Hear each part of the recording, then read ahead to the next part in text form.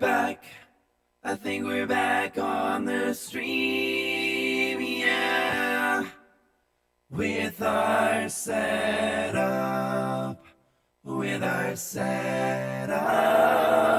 Whoa. Sometimes the robot voice doesn't like to do what I tell it to. Some glitch in the programming, oh yeah. Let's see if we can do this. Oh.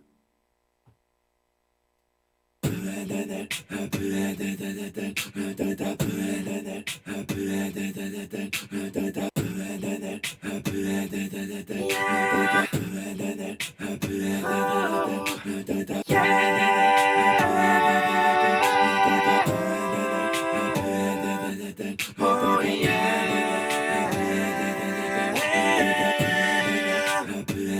Whoa, oh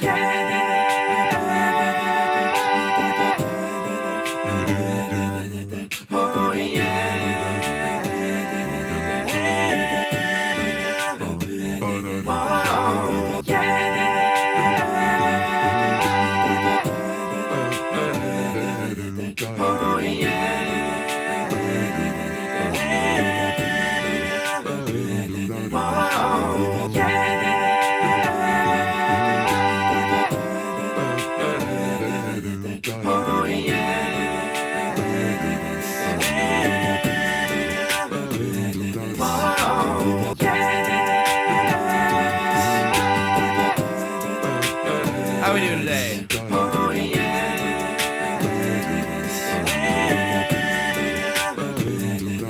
Hey, welcome to the stream. We're gonna welcome you to the stream. Oh yeah. Every day gotta welcome you. Every day gotta welcome you to it. Welcome to the stream. Oh yeah, we gotta welcome you to the stream. Whoa, yeah. We gotta welcome you, yeah. To the stream, oh, whoa. Welcome to the stream, oh yeah, we gotta welcome you to the stream. Welcome to the stream, welcome to the stream, yeah. To the stream, oh, whoa. Welcome to the stream, oh. Say, how we doing today?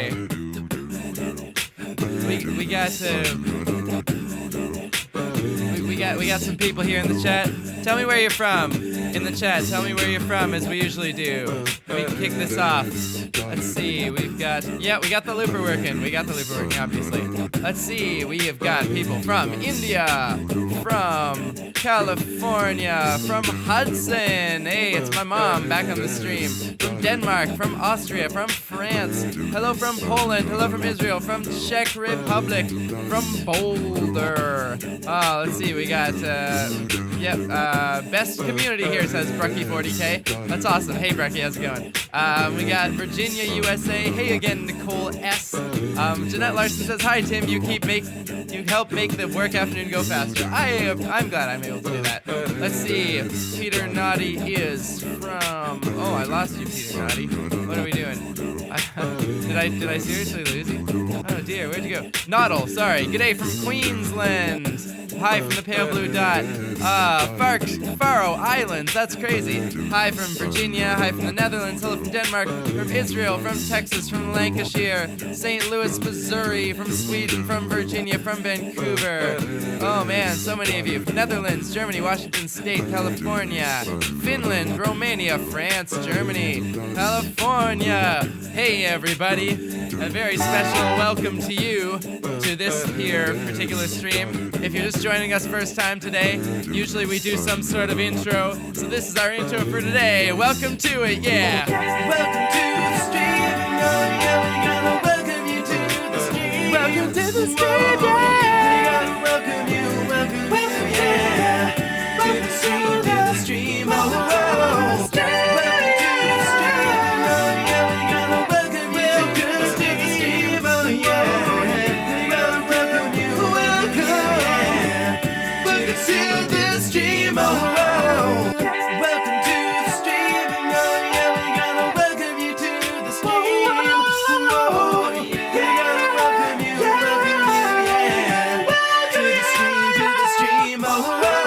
stream. Welcome to the stream.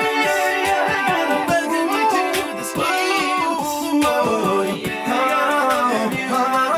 yeah. Welcome to the stream. We're gonna love you, yeah. We're gonna love you. What are we gonna do?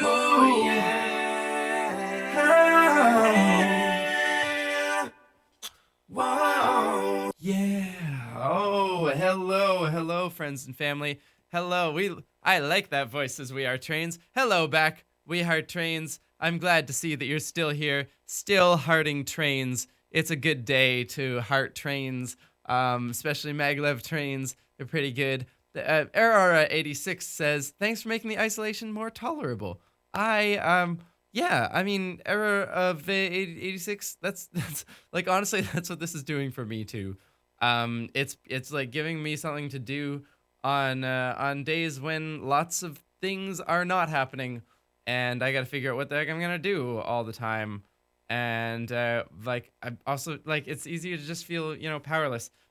So here we are, trying to not feel powerless, and trying to actually make something worthwhile out of this whole isolation thing. So I hope you're all doing well out there. Yeah. What should we do today? Just kidding. I know what we're gonna do.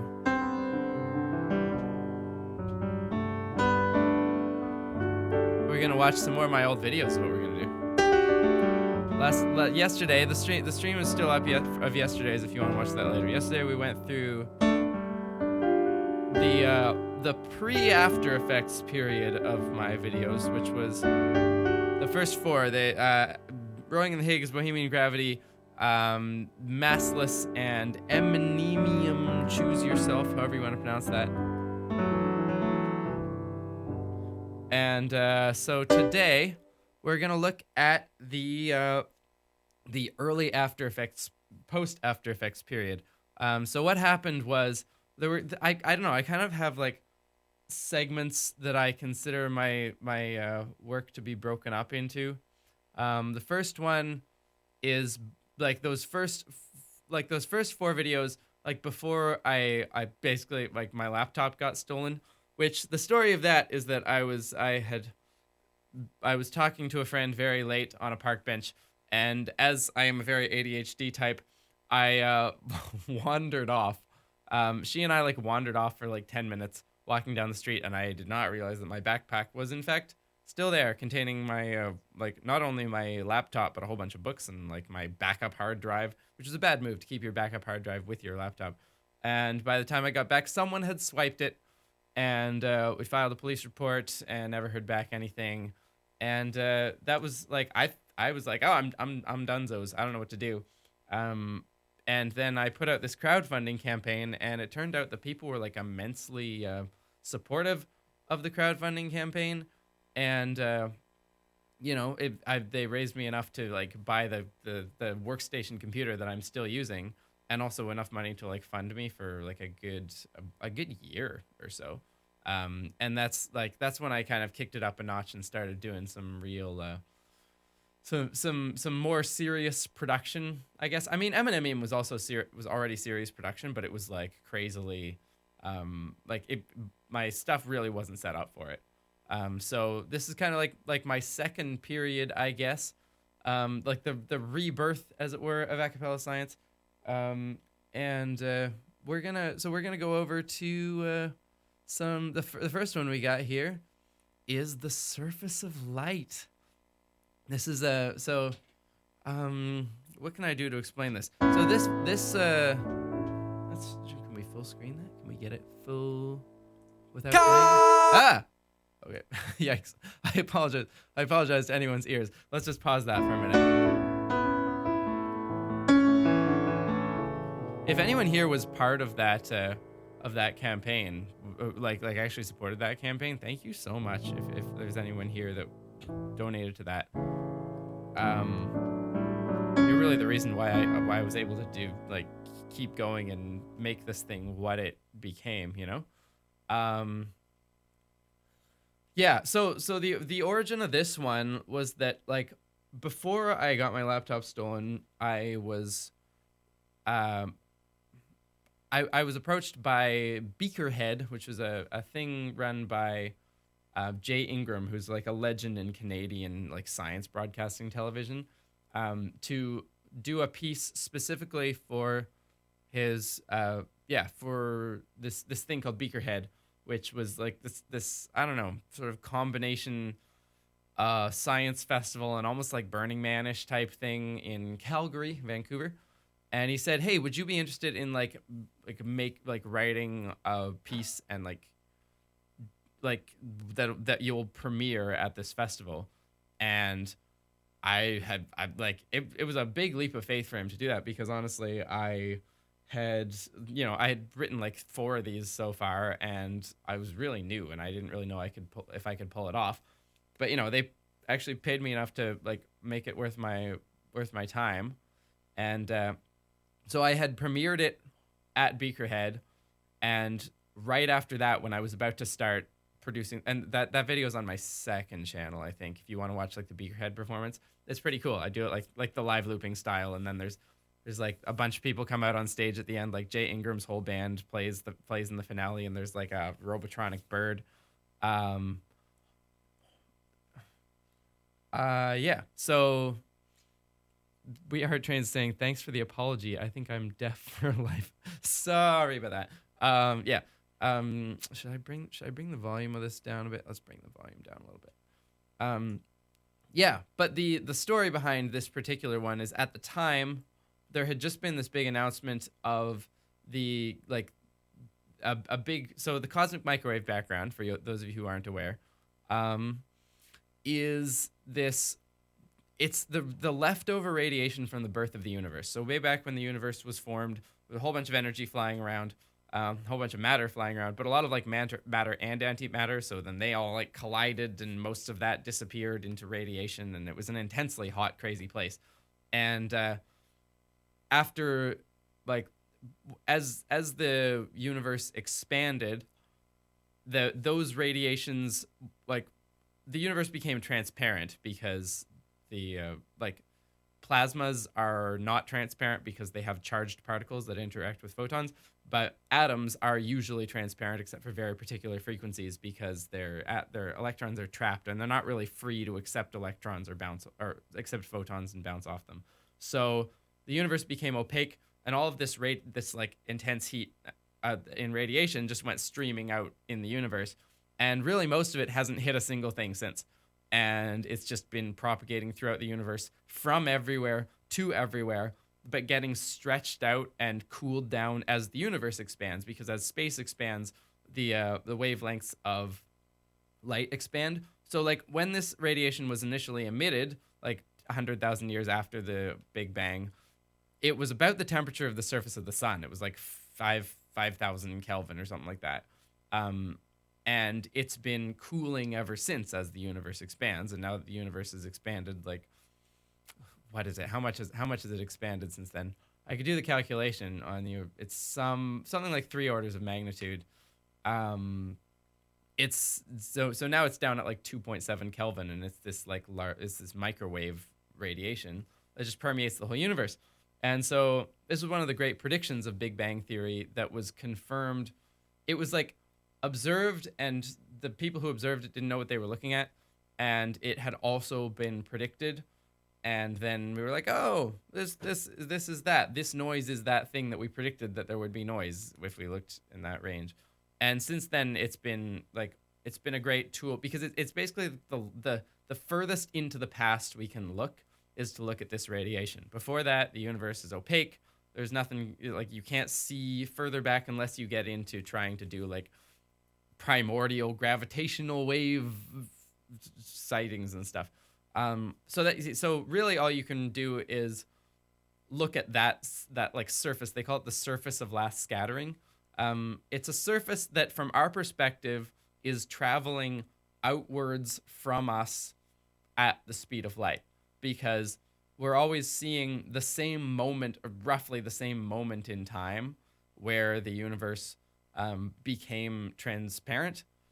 But that moment is receding from our perspective because the light that's further away takes longer to get to us. So, it used to be the surface of last scattering was, like 5 billion light years away, and now it's a bunch more like billion light years away. Yeah. So we're always seeing that same moment, and if we want to see any further into the past, we have to sort of make inferences off of that sort of like boundary surface. And so one of the things that was discovered by seemed to have been discovered by the BICEP team, and I wish I could remember what BICEP stands for.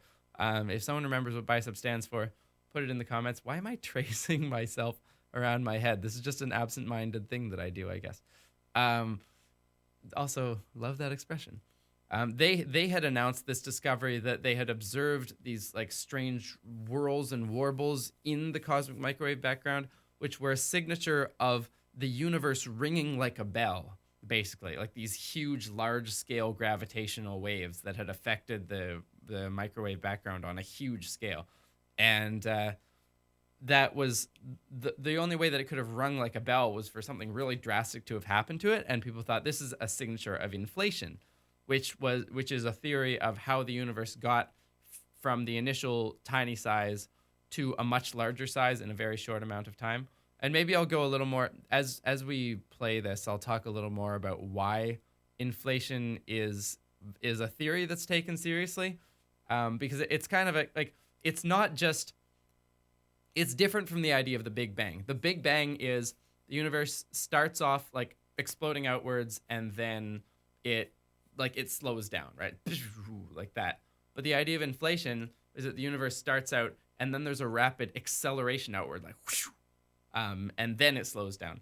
And there's reasons why cosmologists think that could be what happened in the early universe, and maybe I'll touch on them. But for now, let's see if we can watch this video.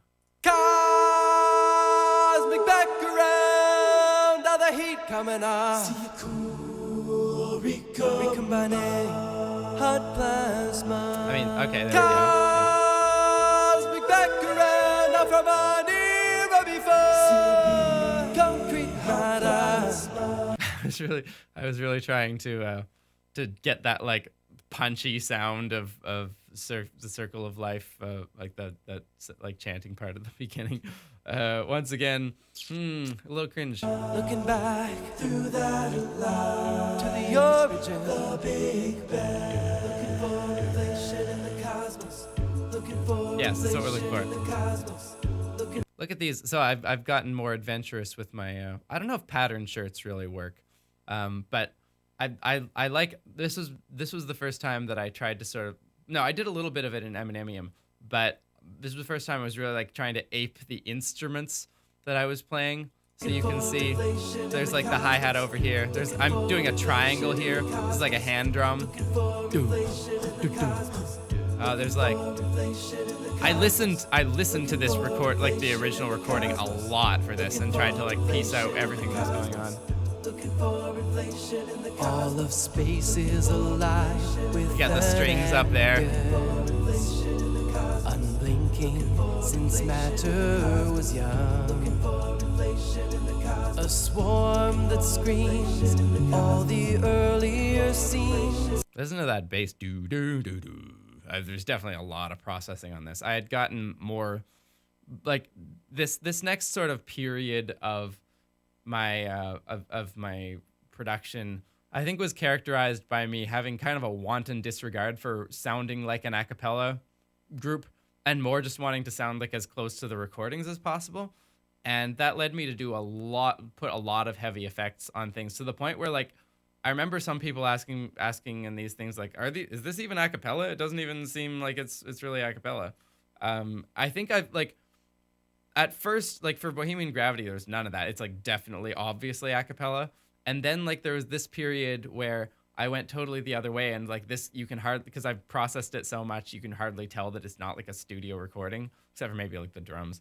I think it's good to have a balance. Like you want to have the sound of voices. That's what a cappella is about. But you also want them to I don't know, feel natural in a mix. I don't know, it's a bit of a balance. From our view of how the world was begun, we scour for clues still imprinted. I'm still doing that thing where I put graphics behind me. It took me quite a while to figure out like the right format because it's so much easier to explain to like do a science parody if you have a graphical medium, because like you can shorthand things in the lyrics and not like overload the lyrics, because there's a limited amount of lyrics, especially in like a ballad type thing like this, and you can put a lot of information on the screen. But there's just like a problem of information overload. Like, okay, here's all these faces, and then there's the lead, and then there's the subtitles, and then I've got to put the graphics somewhere. And here I was still doing this thing where like I put like there's something going on here, but what's the point of it, right? There's a viola in the way. So eventually I worked out that, you know, bars of people on the sides and graphics in the middle works pretty well. And I don't know, that's still what I've mostly been doing when I do this type of video now. On that light. But see, we've got like here we've got an illustration of these photons. They started blue over here. This is a diagram of the expansion of the universe. So like that's the surface of last scattering there, and it's kind of like time is this dimension, and kind of overall it's like a cartoon, but like overall size of the universe is this dimension. So the universe is expanding this way, and as these photons go along, they're shifting from blue, which is short wavelengths, literally expanding out to red over here. That's what I'm trying to get at. And here is the what observatory is that? Is that Keck? Waiting there to No, Planck. The Planck observatories. Planck is a space telescope that looks in the microwave. And at the time, it was the best source of mapping out like the CMB that we had. to be found. And at the South Pole we spy, within the black starless sky, great swirling forms in the plasma cloud, in the surface of light. Oh man, that sounds good. That still sounds really good. The bass is like, dude, there's a lot of effects on the bass for sure. We're still doing the piano thing in the corner. I see. I'm still on that, like, oh, this is a piano. People need to know it's a piano. How many people noticed that? That we'll use to show if inflation's full. If you ever need to do a whole lot of science rhymes and you don't know how to pull it off, and it seems like there's too much, there's just too many lines, just start with Asian rhymes. And you can find infinite ones, right? Like that's all these backup vocals they're doing, like caught up in cosmic inflation. I can't even remember what they are because I did so many. Let's go back. I want to look at what the Cloud in the surface of light that we'll use to show if inflation's full.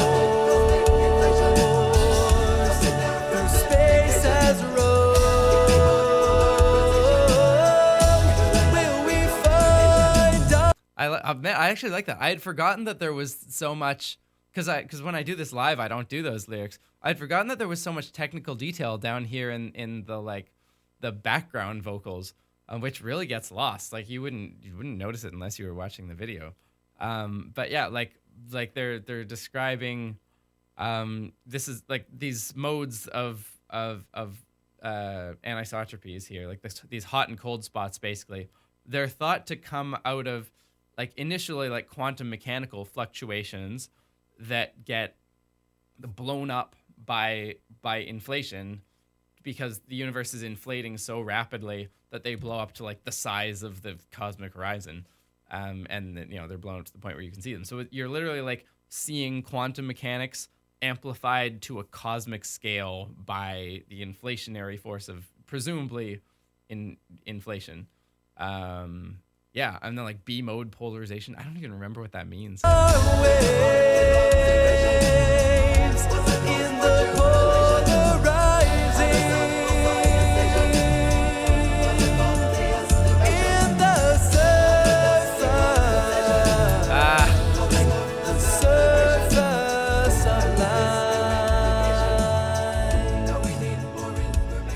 man. Okay, I must have I must have like wrote those lyrics for the background vocals like right before I recorded this, because I know when I wrote the song, I didn't know that it was going to be disproven.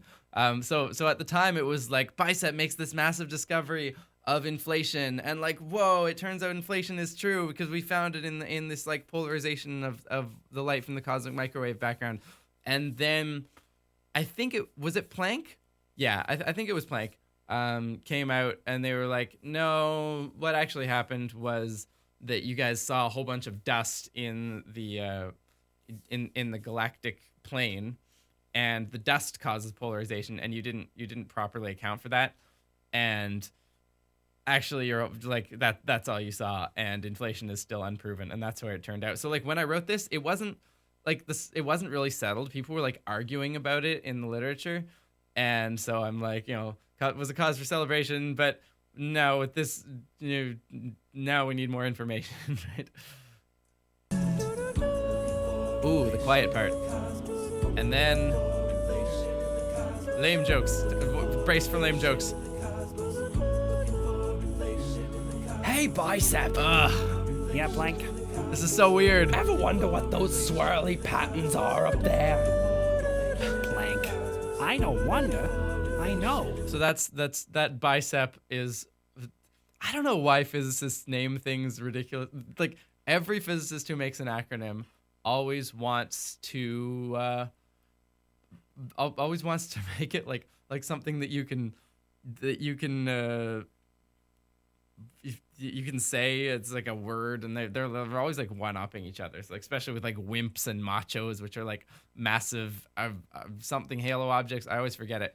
And weakly interacting massive particles, which are like the two theories for dark matter. And then here you've got Planck and Bicep. So I thought that it would be cute to have an actual Planck and an actual Bicep having a conversation. And the reason they've got those voices is that I was trying to do that dialogue from The Lion King, which is it's Timon and Pumbaa, where they're like, you ever wonder what those big those shiny dots up there? And Timon's like, I don't wonder, I know, they're fireflies that got stuck up in that big bluish black thing. And then Pumbaa's like, I always thought they were balls of gas burning billions of miles away. And Timon goes, to you, Pumbaa, everything's gas. And like, The Lion King was one of my favorite movies as a kid. I think it was one of the first movies I saw in the theaters. It was definitely the movie that informed me about death. And like, it really stuck with me. Like, that's a phenomenal movie. Stands the test of time. And like, one of the great scores of all time. Elton John and Hans Zimmer, fantastic. And so I had this deep, I've got pretty much the entire Lion King memorized. So of course I remembered this conversation. I was like, oh, wouldn't it be so cute to have an actual Planck and an actual Bicep? So this is my buddy Tom, who I worked on Cabin 9 with. This is his Bicep and his voice. And we recorded the Bicep movements and the voice simultaneously. Just because it would be way too hard to synchronize them. So I was green screening his arm, and also he had the microphone on, and it was it doesn't work. It's not very good. Even when I like the finished product, when I saw it, I was like, this doesn't really work. This is not funny. But I left it in because we'd shot it, and yay. Oh. What are they? They're gravity waves. Gravity waves that got stuck up in that big cosmic background thing. Oh, jeez.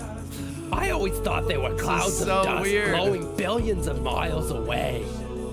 Planck, with you, everything's dust. It's the surface of life. It's such like a break of like, it's like this whiplash of emotional of like emotional resonances, of like emotional tones, because the rest of it is like this, it's like this epic beautiful thing, and then let's just throw in these like completely dumb cartoon voices. This is one of the things that I dislike the most about all my work. Like, even by the time I released the MP3, I was like, no, we're getting rid of the cartoon voices. Please, no cartoon voices. I want this to just be a nice experience for people. Has Bicep 3, I haven't followed up on this. Did Bicep 3 actually do the follow-up to it, or is that still like way in the future? Someone someone tell me, someone who's a physicist who's keeping up on cosmic microwave research. Be shown if the daytime holds. That's a beautiful graphic in the background. I think that was the graphic that was, it was the Bicep graphic that was released. Like all these swirling patterns are like the polarization patterns that it actually viewed. I mean, there's always, when you're doing data visualization, there's always a bit of artistic license, like how are we going to visualize it? But that's like a pretty scientifically accurate image, and it's stunning. It's really cool. Or turns to dust. Will we find our ways in the polarizing? That's a hard note to hit. What is that? Polarizing. It's an A, and I still like, my voice is a baritone voice, and it still always breaks at like a G sharp A. I can hit that on good days, but every time I have to hit one of those, this was pitched a little down from the original. I think it was like either a semitone or a whole tone down because I knew I couldn't hit it. But even then, like it's a real boomy tone on that. I'm not sure what's going on here with the swirl. I think I just wanted to do something interesting. Yeah. In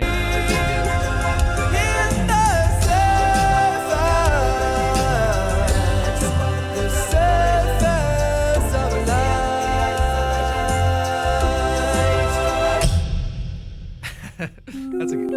That's a good ending. I like that ending. Also, Hey, musical scientist. This is a long outro. I kept doing the long outros. This lab coat, I didn't have a lab coat until I went to Beakerhead, and they actually gave me this lab coat like to perform on stage, and I still have it, but I've stopped performing with it because like it's sweaty. If you perform on stage, if you're singing and you're wearing a lab coat and you're in front of a crowd and you're nervous, you just sweat way too much. And also, I don't know, like I'm not a chemist. I sort of feel fake in a lab coat. Like the actual physicist uniform is a t-shirt, so I tend to just go with t-shirts. Let's see what this, you want to watch the outro? Let's see the outro. Hey, musical scientists. Welcome to the rebirth of Acapella Science. Hope you Rebirth, enjoyed yeah. my sciencey take on a Disney classic. Look at how many things I'm gonna stop harping on this. But look, there's like this parody that Tom and I did on this other channel. We have like 3 musical projects. We have the live version. We have the buy the song on iTunes, subscribe, Bohemian Gravity poster, playlist. There's way too many things. Calm down. People are not going to click on that. Be sure to subscribe, share it, and then head on over to Acapella Science 2 to watch the live version. You can help support these videos by buying this and other Acapella Science songs on iTunes, or by ordering my Bohemian Gravity poster, available on DFTBA Records. And you can follow... Yeah, DFTBA was carrying that, and now they're not. They took us like, I think like 5 years to, no, maybe not 5. When was this? But it was like four or 5 to sell out of them. And then I got an email from them saying your order quantity on these is way too low for us to justify a reprint. So I'm no longer working with Bohemian Gravity, but I like made like a dummy merch store on Teespring, and I've been waiting to launch it because I've been wondering about doing like a rebrand of overall like my graphics and stuff. And there's a interesting artist named Clo Mono that I've been potentially working with for another poster design. So maybe we'll launch it all at once. We'll see. Follow Acapella Science on Facebook, Twitter, and Instagram to stay updated. Shout out to Tom Zalatni for supplying the voice acting and the beefy bicep for Bicep. Click over there to watch our liturgical Broadway parody on his channel, or take a look at some of my other musical projects. Tim Blay Music, my extremely sporadic, serious music outlet, or The Electric Radio and Ruben War, where I provide guest Yeah, it's just too much. vocals. Quick thanks to NASA, the ESA, Planck, and Bicep 2 for their hard work and their amazing data visualizations, especially those beautiful all-sky maps from Planck. If you'd like to understand more about cosmic microwaves, inflation, or the whole I do think I'm getting better at, like, I've definitely stepped up at this point in talking to the camera once again. I'm doing a little bit of the shouty thing. Like I don't know. I feel like everyone goes through that period where like once you realize that you can't talk the way that you're gonna talk to a normal person, or like the way you're gonna talk when you're afraid to a camera. You get into this kind of like, hey guys, I'm Tim Blay and this is my channel and I'm just speaking a little more loudly than I should because I'm not sure what to do. And I think that's where I am here. Controversy that's been sweeping physics for the past year. I've made a playlist of educational YouTube videos, so go watch that. And finally, once again, a huge thank you to my Indiegogo supporters who this past year brought Acapella Science back from the brink of death. You're all beautiful. I'll see you next time with more Acapella Science. Yay. Oh, and then is it, okay, that's not actually that long. I guess it's just keep going. Yeah, I just have a really long end screen. This is bad for this is bad for the YouTube algorithm to have this long of a nothing at the end, because people will click or they'll stop watching, and then the YouTube algorithm thinks, hey, that's that means that people didn't enjoy the whole video and they clicked away. Little inside tips, but you know, the background is nice. You can hear that I've really embraced the I've embraced autotune at this point as a way to clean up the sound, and the problem with autotuning at scale is that you've got to do it really hard because you just don't have time to like finesse it. So those background vocals are they sound really robotic to me. Like they're a lot like this now, like the can I get it?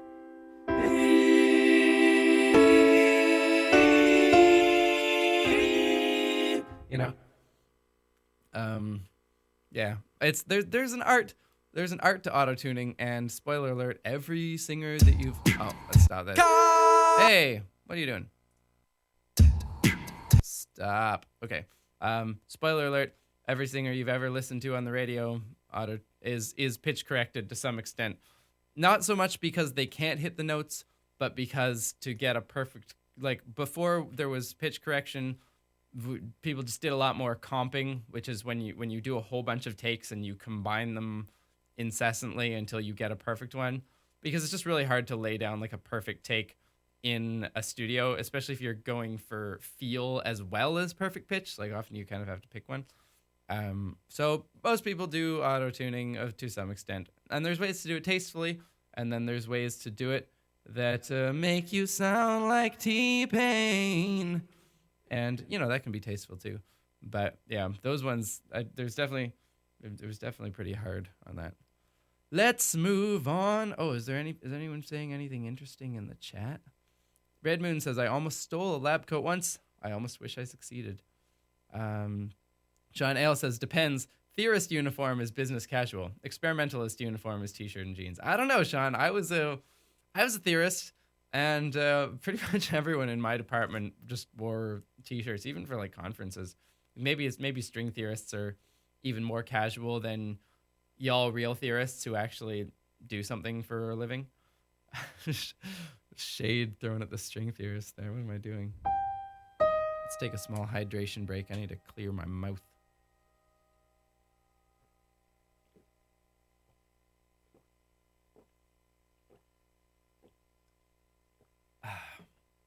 What else are people saying? Jade Cutter says, I need... Catherine, you're here. You just missed The Surface of Light, but you can go back and watch it on the replay, I'm sure. Tim, are we on the stream Beautiful too? You are, Bratislava. You all who are watching the stream are my most beautiful people. Yeah. Anything else going? Bummed, but I want to be here for LIGO. Well, Catherine, LIGO I don't think we'll get to LIGO and this stream. Maybe the next time we do this, either tomorrow or some other time. Let's do... Okay, so this is Puffed Up Cores. This one was... this is the first video, I think the only video that I've ever done on my channel that was not entirely written by me. So the brain behind this video initially is my friend Luke, who wrote an initial draft and brought it to me and said, hey, like, would you be interested in turning this into a video? And I looked at it and I said, okay, like there's a bunch of stuff that we need to sort of fix up with it, because I don't know, I have really stringent qualities that I wish a parody to have, and I liked it to be really closely mapped, and there was a lot of finessing to be done. But it was like all the basic concept of it, like having Robert be instantiated as a black hole and all this stuff. A lot of it was his, and then I like, especially in the second verse, I filled in a lot of the details. Oh, let's see. Raphael's saying, will you explain the acapella, like what every part does? Yeah, I could do that. Like the Surface of Light would take a long time. There was so many stuff in there. There's so much stuff in there. There's like the doom, doom, doom, doo doo. Like the hand. There's like a bunch of different and like ding ding ding ding ding, like different percussion bits. At the end there, and actually maybe we can go back to Puffed Up to a Surface of Light for a second. Stop. Why? Because there's actually you can probably hear it better in the ending here, where I'm doing where I'm not, with the lead vocal isn't in, so you can hear the background. There's this really cool like xylophone part that it took me forever. Like I was like, there's something in there when I was listening to it over and over, and I couldn't piece it together. And then I'm pretty sure I had to do some like frequency tweaking on the MP3 to try and like isolate what it was.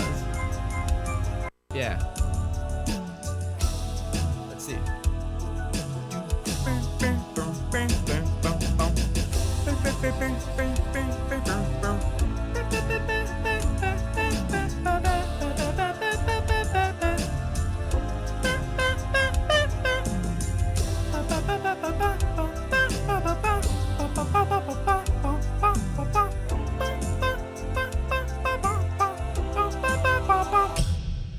And that I did all that with like little whistle bursts. It was really hard to do because like it's hard to tune a whistle burst.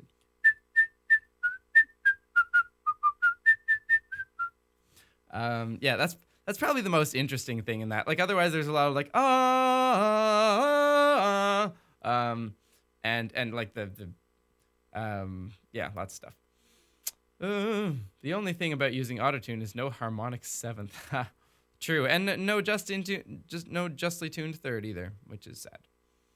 Let's move on to Puffed Up Cores and see what we get.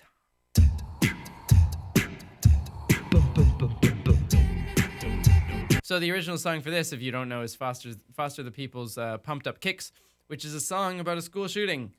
And it's kind of shocking that that it's as, it was as number one of a hit as it was. But the main character is this guy named Robert, who's a fairly severe, problematic person, and it's about him and his inner thoughts and his family and whatever.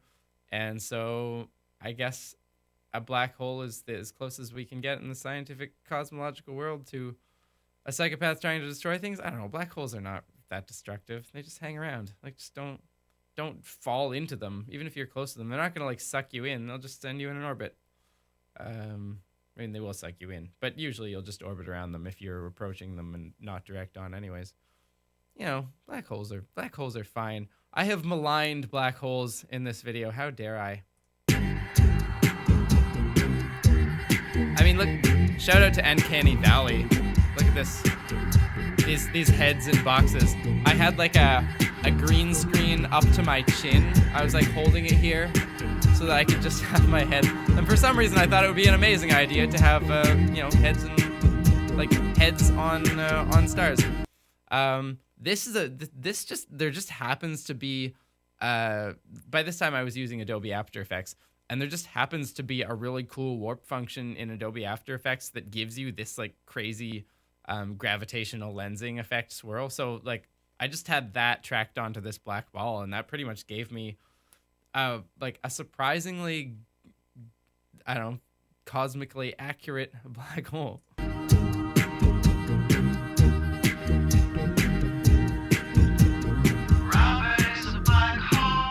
This works well on like a full screen computer, that's what I was editing on, like a large screen computer. I think this guy is too small in a lot of scenes. It's nice to have my head inside especially because in the original the actual vocal has this like robot effect on it, and so it's cool that I could use that effect and like put myself into the astronaut. Like I think it really works. But the fact that the astronaut, like I wanted the astronaut to be obvious and not take up too much of the frame, meant like I had to really shrink down in a lot of the scenes to make it work, and that means you can't really see the lead vocalist. I'm not sure I like that. There's Luke. Luke did a very good job playing like this sullen black hole character. Also, this was just like you'll see that this was just me going through After Effects and like you like just learning kind of all these like weird effects and tricks and stuff. And so like all these like zooms in, like this zoom in into the black hole.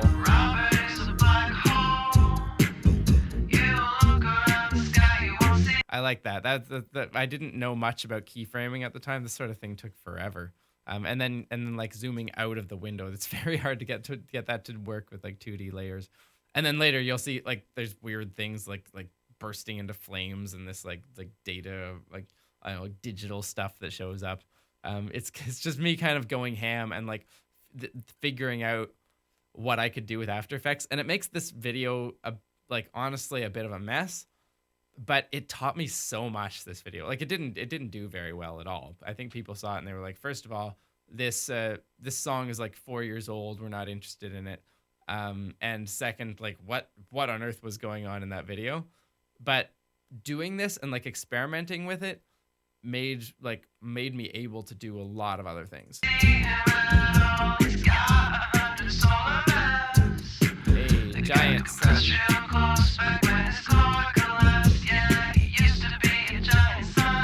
Aw, he's all happy and being a white super giant. Is a white super giant even? I think so. Anyways, he's a big white sun, and this is a little bit of creative license, I think, because I wanted to contrast like the bright white shining thing with then he like collapses and becomes evil or whatever.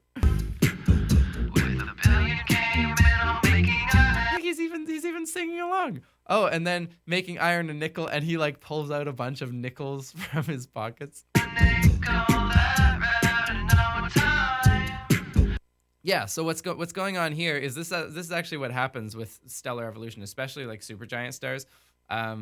They start off burning hydrogen, and that lasts for like a super long time, and then they run out of hydrogen and they blow up like as a red giant, because they're instead of burning hydrogen in their core, they start burning hydrogen in their like outer layers, and their core is just like a solid block of helium. Maybe not solid, but whoa, hey, my camera fell down. Okay, what are we gonna do? We're gonna pull this somewhere. It's off a frame, I think. Can you see that? You can definitely see that. Oh no.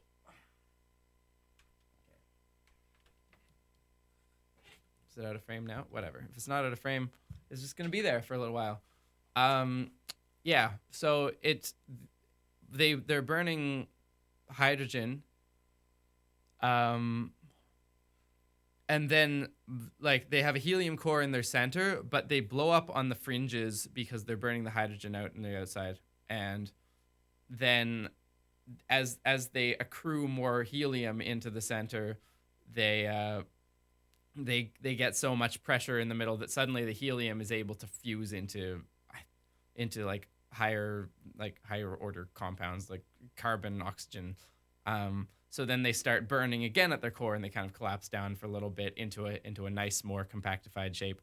But then the helium runs out, and the same thing happens, that the helium in their outer layers starts to... What's the name for the outer layers of the sun? Is it the mantle? I keep wanting to say mantle, but that's like Earth. And then that keeps going. So eventually that you have this kind of like onion layer structure where you've got like the outer part of the star is still hydrogen. You've got like helium. The corona's outside of the outside of the actual body of the star. It's like the chromosphere. I'm not sure. Shrek. It's not Shrek. So then you've got this like onion structure where you've got like hydrogen, helium, like oxygen, like nitrogen, oxygen, carbon. The last things to burn are like the last things that get made are iron and nickel, and at that point the star is under an immense amount of pressure at in the middle, and before I continue, I have to plug in my laptop because I forgot to do that. So let's take a momentary break.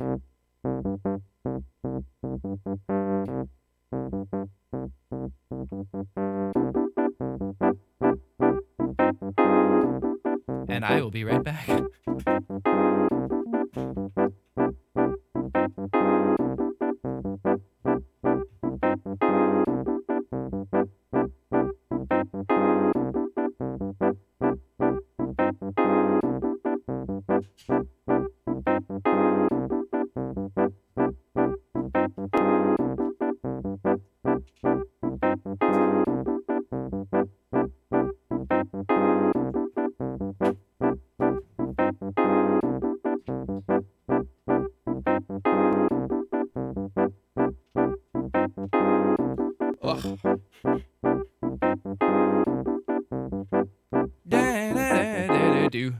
I'm sorry about that, guys. I really need to have like a list of.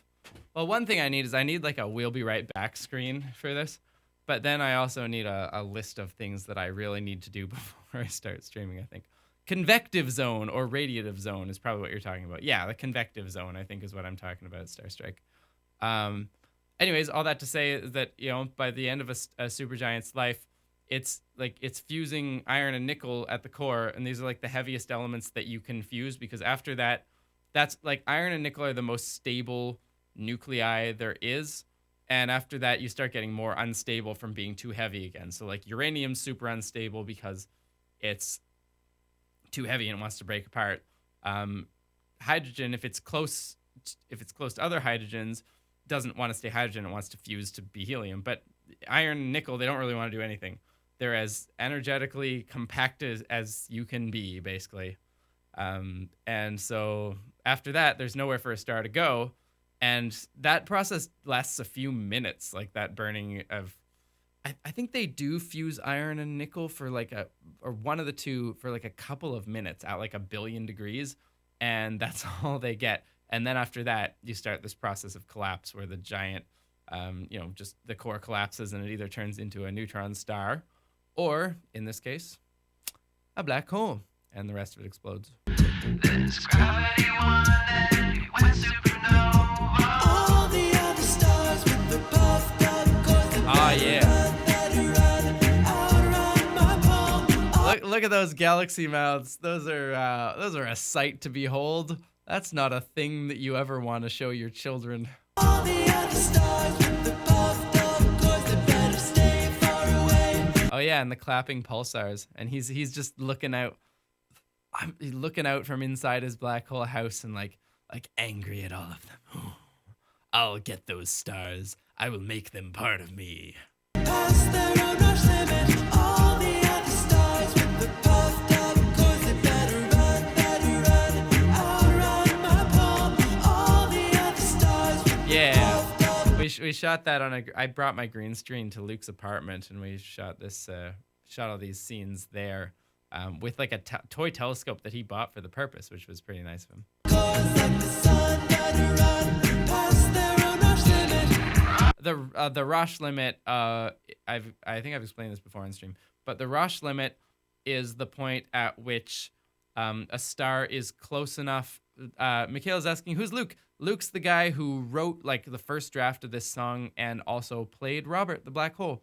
The Roche limit is where a gravitationally bound body gets close enough to another gravitational body that the gravity of the second body rips apart the first one. Like the gradient of the second gravitational field overcomes the gravitational field holding the first one together. And so it's not like if a star is going to get destroyed by a black hole, it's usually not that it like directly gets sucked into it, which is actually what I ended up illustrating because I couldn't figure out how to make Roche limits that tore stars apart with my limited knowledge of computer graphics. But more realistically, you would probably have the star coming in at an angle and like having a near miss, but the black hole's gravity would be enough that the shear forces would pull the star apart and sort of like fling it out into a bunch of gas that's like disparate, and then it would spiral around the black hole in an accretion disk. So now we're gonna get Robert going to the black hole to the blackboard, black hole at a blackboard, and trying to figure out some physics, I think.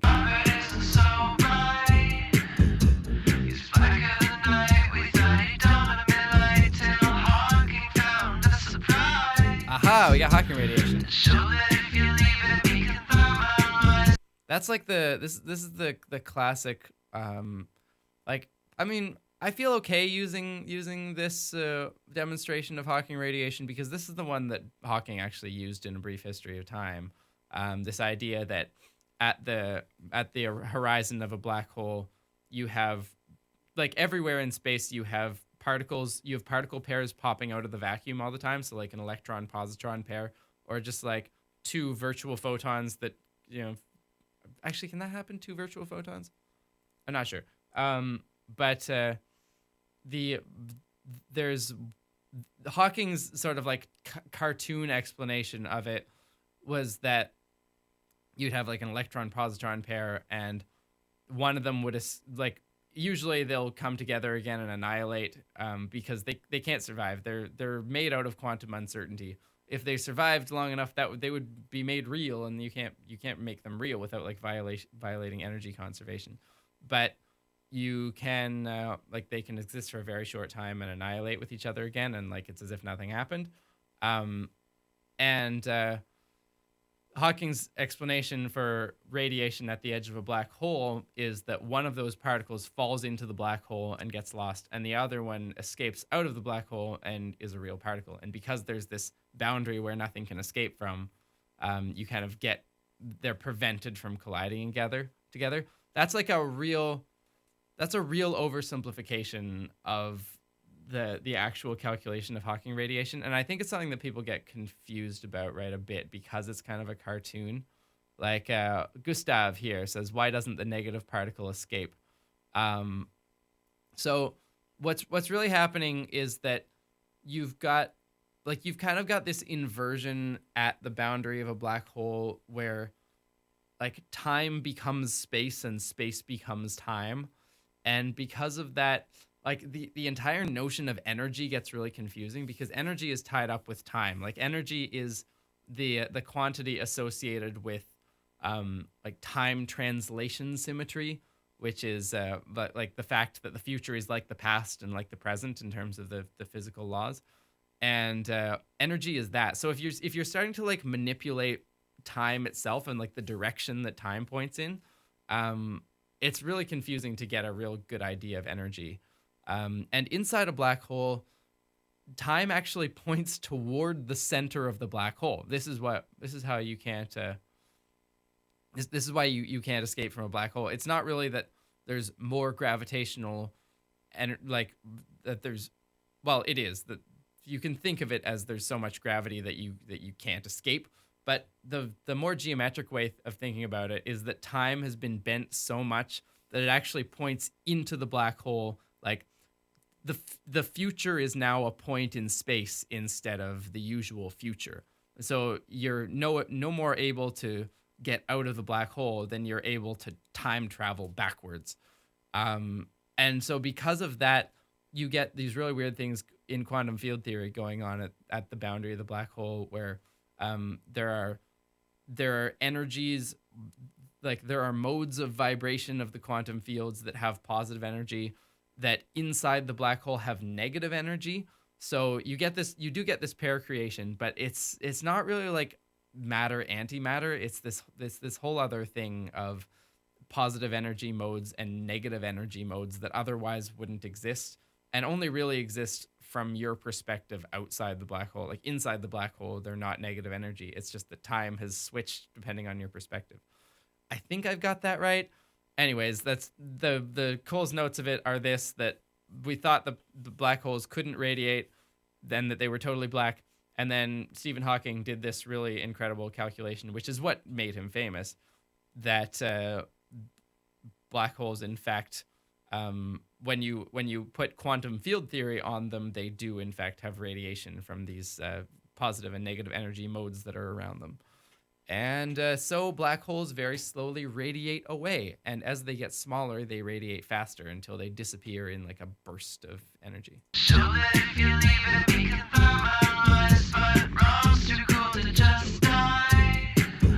Yeah, so a black hole of like Robert's like star kind of magnitude, like it's radiating at an incredibly weak rate. It's 0.62 nanokelvin compared to like the cosmic microwave background is here at like 2.7 Kelvin.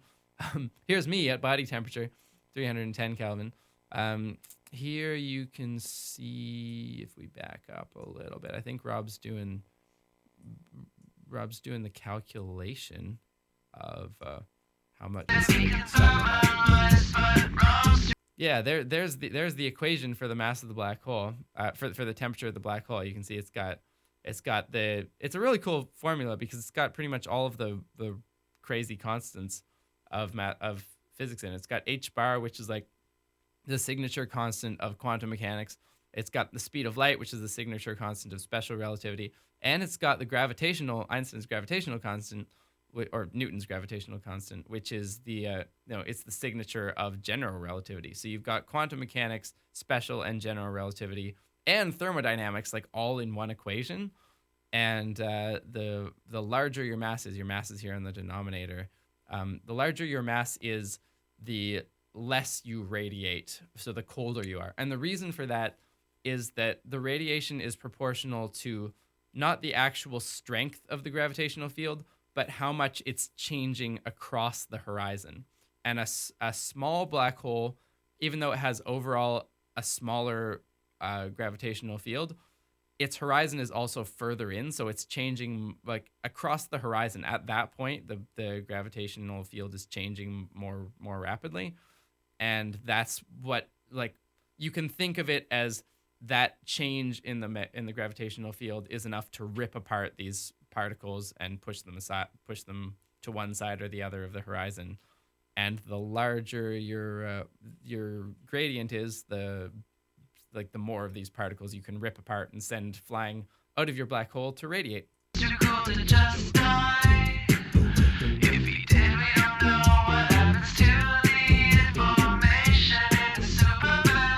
I love how Robert comes to the conclusion that he's too cool to just die, and then he's sad. I'm not sure what to say about that. Here we've got we're talking about. So if we don't know what happens to the information in his supermass. This is black hole information theory.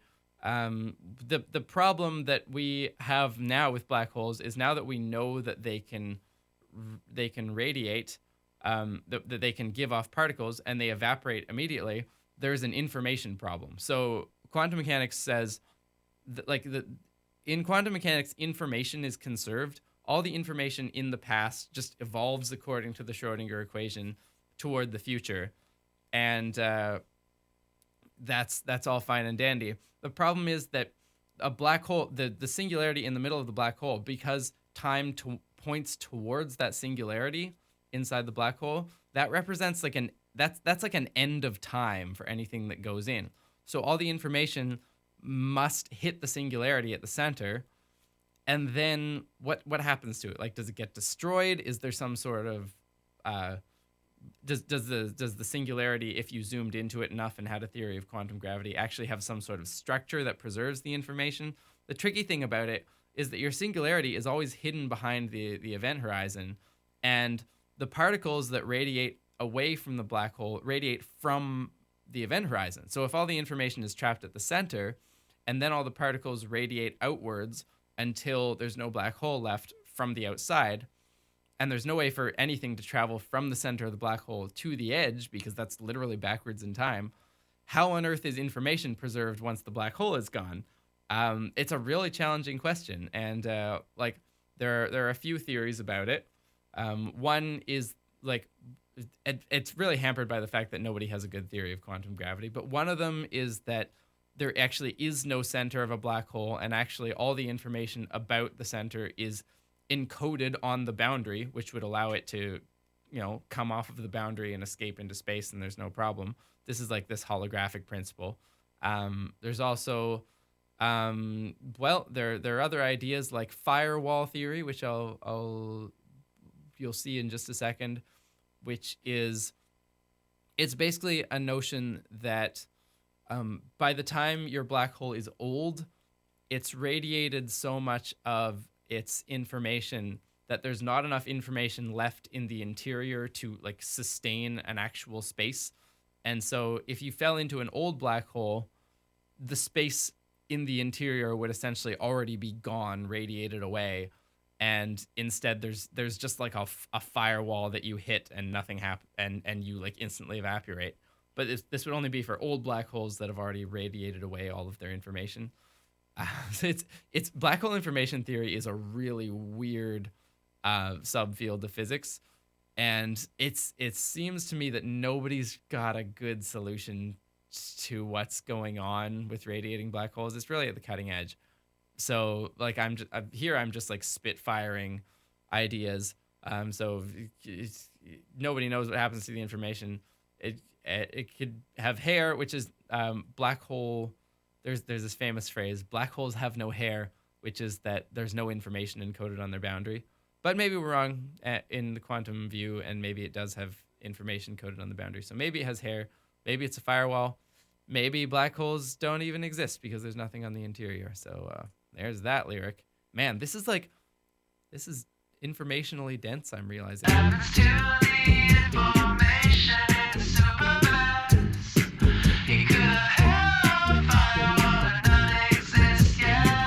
I mean, that hair is the hair and the fire, definitely fever dream material.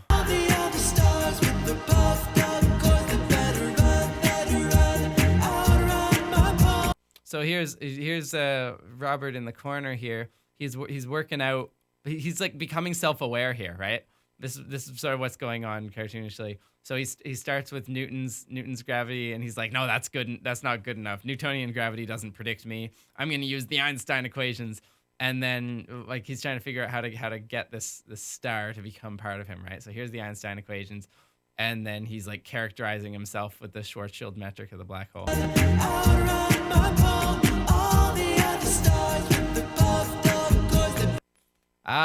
This is so many like in physics in jokes in this one. This is what's called the Kruskal diagram of a black hole. It's a really weird way of like, how would you describe the Kruskal diagram? So in this diagram, it's like a coordinate transformation of the black hole, so you can sort of visualize it on a plane.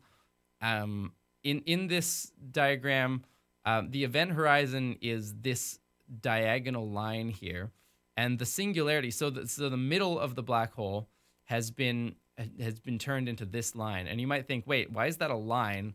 Isn't the center of a black hole a point? No, the center of a black hole is a line because it's in terms of space-time, the center of the black hole has a world line. It's a single point, but traveling through time.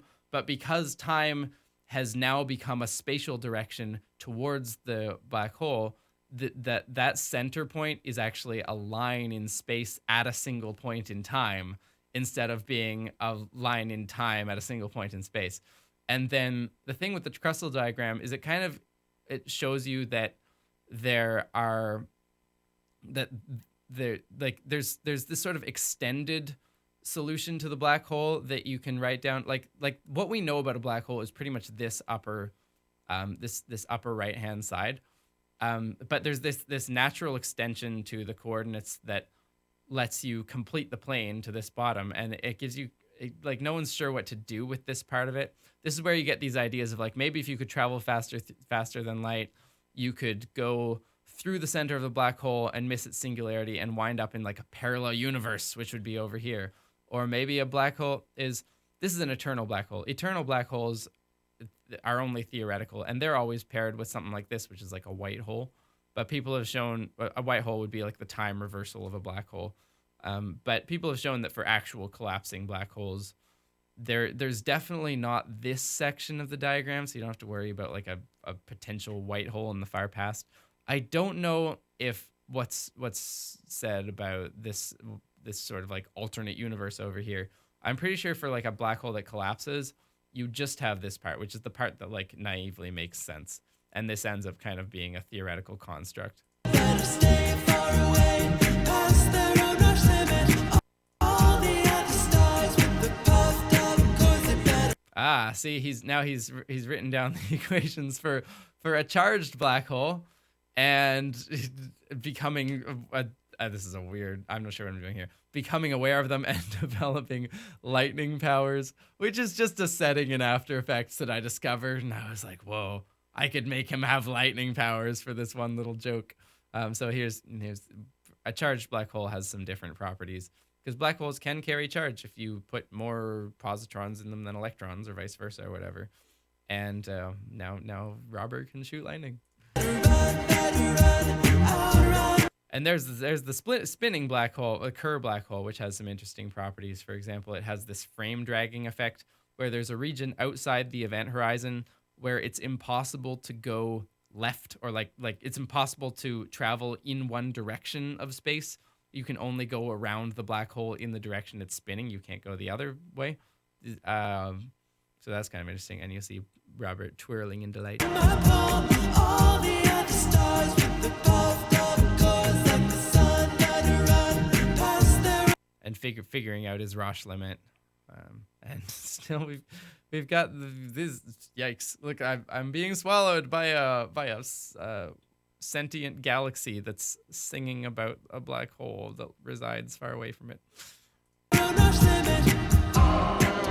Hey, what's going on here? Pac-Man?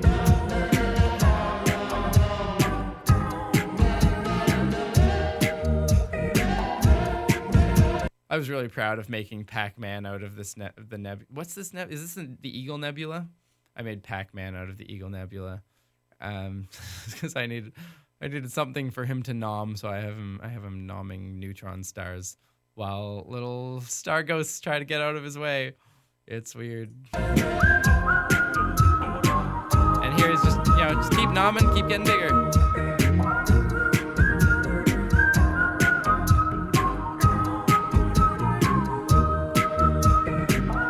Right, Robert is about to unleash his power. Hey, you can see the pulsars redshifting as they approach the black hole.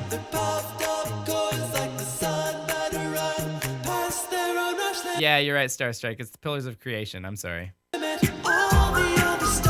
right, so I'm not sure what's going on in this final scene, but I think the idea is that like now Robert has basically uncovered the mysteries of the universe, become a self-aware black hole, and is essentially the ultimate being and can like manipulate space and time.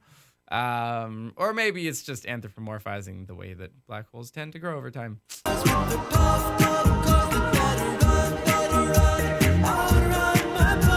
I really like these. Is this the Pleiades? Yeah, I think I made the Pleiades here. Pleiades? I'm not sure how you pronounce that. But they're doing that like the whole time. I kind of like that. This is a song that's very based on loops that just add up. So it was nice to give every loop kind of its own like star type. All the other stars with the puffed up cores, they better stay far away, past their own rush limit. Oh, there I go. I'm gone.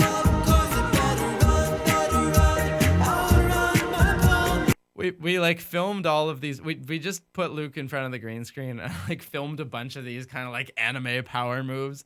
And then afterwards I had to figure out what to do with them. And I feel like I didn't quite get the epic scale that I was hoping for. I think I probably could have done more with if I'd known more about animation at the time. But it's a good shot, you know.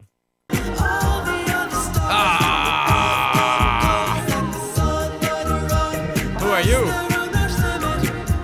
And you get pulled into the black hole, and that's the end. Hey, musical scientists. Hope you I'm still doing that same thing. enjoyed this fever dream.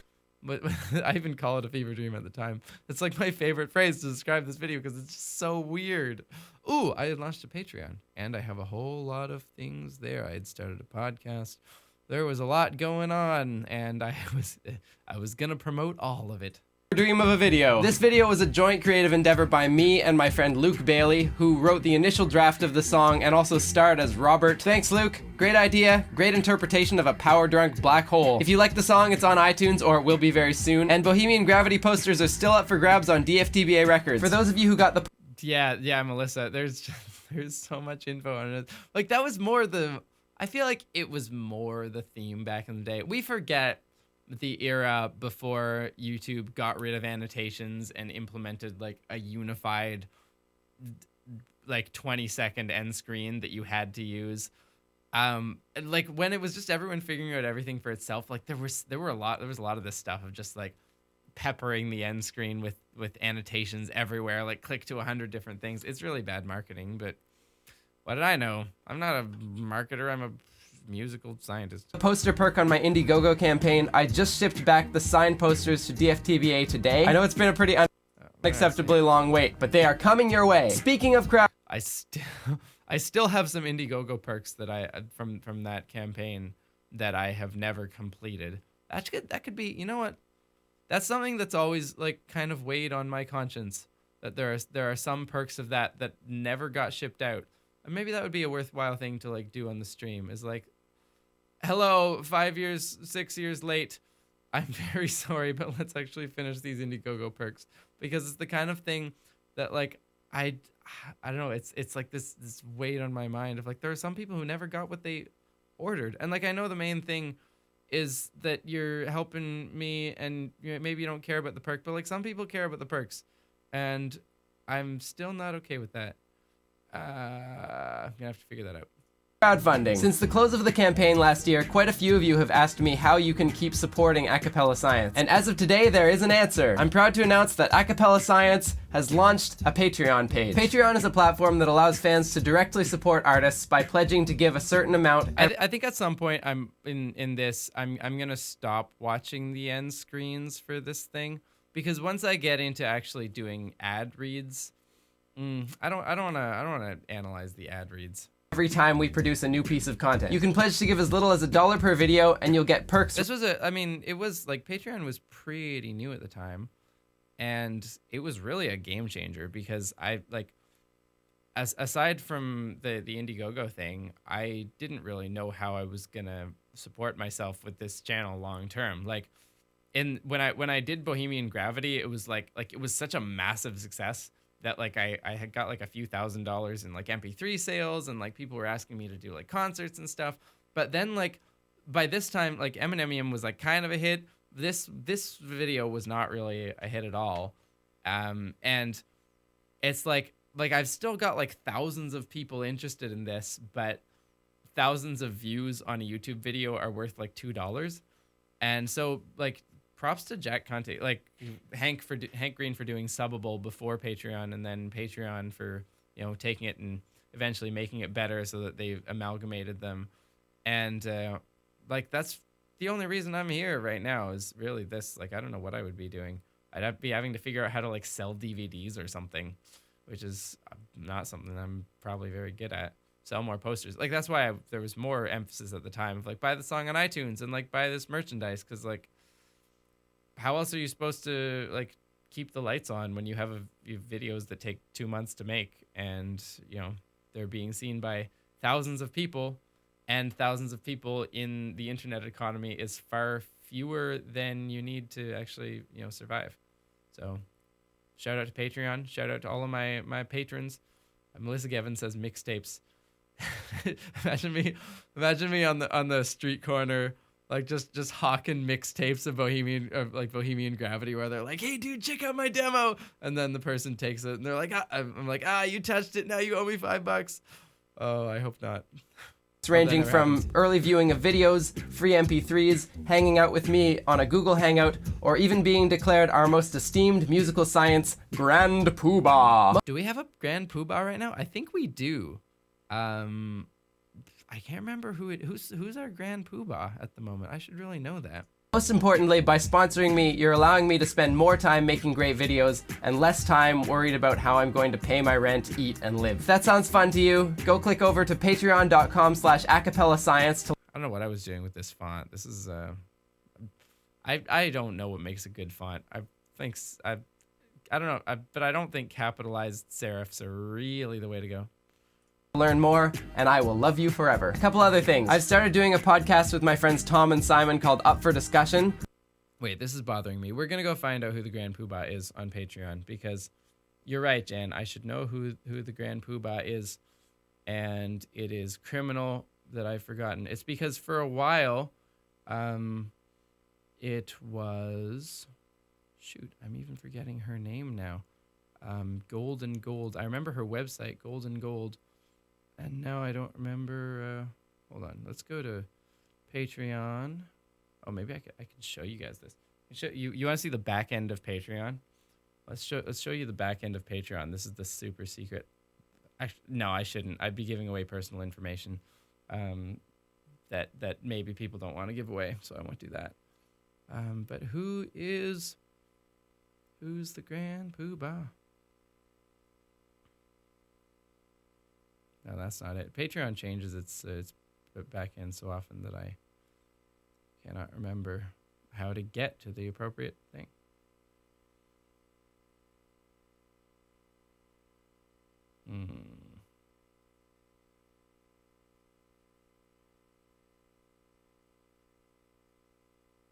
Wait a second. Is Vitalik? Vitalik is the Grand Poobah? No, I don't think Vitalik is actually. Maybe we don't have one right now. Vitalik Buterin, the founder of Ethereum, gave me a big donation. But I don't think he signed up for a perk. I think it was just a one-time donation. I don't think we have a Poobah right now. We had one for a little while, but yeah, that makes me feel better that I can't that I couldn't remember who it was, because the fact is that I don't actually have one right now. So that's good.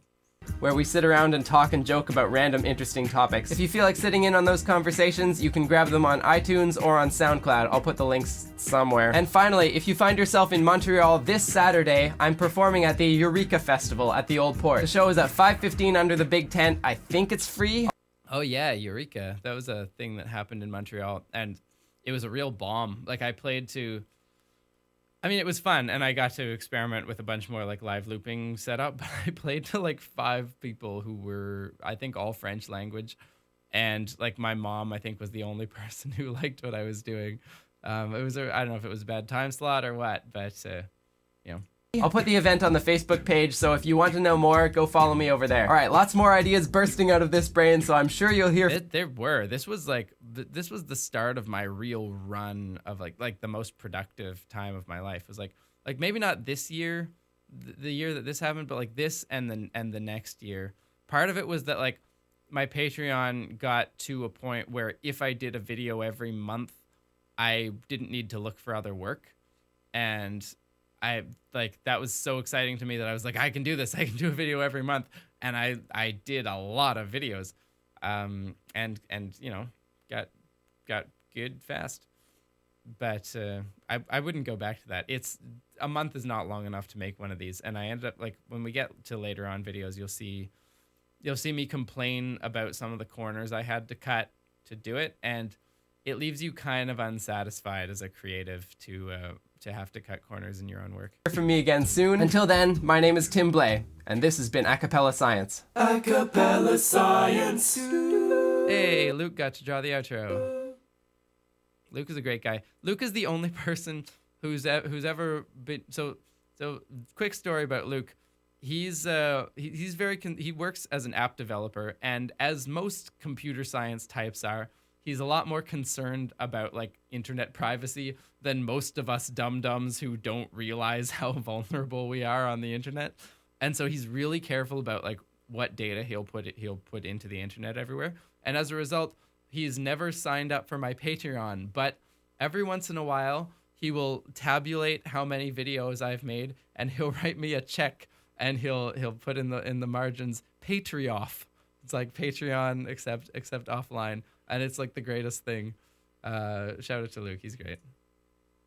All right. So that's that video. And what do we got next? We have Lobcopper. He should use NordVPN. Shout out to NordVPN, one-time sponsor of this channel. whose free 1-year subscription that they gave me has now expired, and I am living unprotected on the internet again. Now this next video, the next video is Pluto Mars. This is one of the fastest turnarounds I ever had on a video. Let's load it up. Yeah. Ooh. So I was experimenting with doing the little MTV opening, where they always have like all the credits and stuff. This is something that I lifted directly from Bill Nye the Science Guy, who always did this on his like science music videos at the ends of his episodes. So this song, I knew that the Pluto probe that New Horizons was headed to Pluto for like a long time. I knew it was coming. It was like coming up in the news, and I kept trying to think of a song for it, and I just couldn't make it work. And then on the other hand, I kept thinking, I kept trying to think how I could do Uptown Funk, because it was like the biggest song of all time at the time, and it was like I loved the song. It was a great, danceable song. It was great, and yes, New Horizons launched in 2006, but the news started hyping it up like maybe 6 months before it reached Pluto, to like strengthening degrees, and I was like resigned to not having one, and I got invited to this Convergence conference at in Waterloo at the Perimeter Institute, which is where I got my Perimeter shirt that I sometimes wear. And while I was there sleeping on my cousin's couch, I suddenly realized this idea, like I think it was this outbound probe gonna visit Pluto was like the first thing that entered my brain. And I just like woke up with it one day. I was like, wait, yes, I can do it. I can actually do it. The problem was that the Pluto probe, that New Horizons was set to arrive in Pluto in like a week. And the plan was that I was going to be in Waterloo at the Perimeter Institute, and then my family was going to come pick me up, and we were going to head out to vacation at the beach in Ontario for like a week and a half until after this had happened. And I was like, it wasn't after this had happened, but it was like until right before it was going to happen. And I was like, family, no, we can't. I must make this video. Can you? By this time, I had bought another laptop to do live stuff, another MacBook, and so I asked my mom to like go get into my apartment, I think, and gather up all of my production equipment and like put it in a suitcase and bring it with us on vacation, because I was like, guys, this is time sensitive. This needs to come out when New Horizons, like before New Horizons arrives. And so it was like this big race against the clock. I didn't do much actual vacationing on that vacation. I like stayed in the basement of this cottage that we rented, and I just, clapped to the ceilings and sang things and probably annoyed my whole family. And then as soon as we got home, I like filmed it and spent like, I don't know, like all day, every day putting this thing together just as fast as I could. And it came out pretty well, but you can see there's parts of it that are rushed in it. So for example, it was like super hot that summer, and I just did all of the videoing in like 3 or 4 hours, like as fast as I could. And the last thing I did was the lead vocal. And by the time I did, I was like sweating buckets. It was like 35 degrees out. And so you're going to see, as we watch this video, a very, very sweaty Tim. Melissa Gavin says, workaholic. No. So here's the thing. Here's how my work process works. I delay and I delay and I delay and I delay, and then I work nonstop until I finish the thing. And to do that, I am required to have a deadline, basically. So whether it's you won't graduate until you get unless you get your thesis in by this time, or this video won't work unless you get it out this week before the probe goes, or whether it's, hey, you've got credit card debt and you need to pay your rent, and if you don't put something out, then you will be homeless. That's the sort of thing that actually makes me motivated, which is a little problematic, because the more success you have, the more that means like the more things, the more any given work of art will like pay me in terms of like dollar value, and then there's no deadline until I actually run out of money. So maybe I'm a victim of my own success, and that might be one of the reasons why I haven't put out a video in a year. Let's watch Pluto Mars Outbound Pro ACS Records Kuiper Belt special. Here we go. Nice beard, Tim. Taps.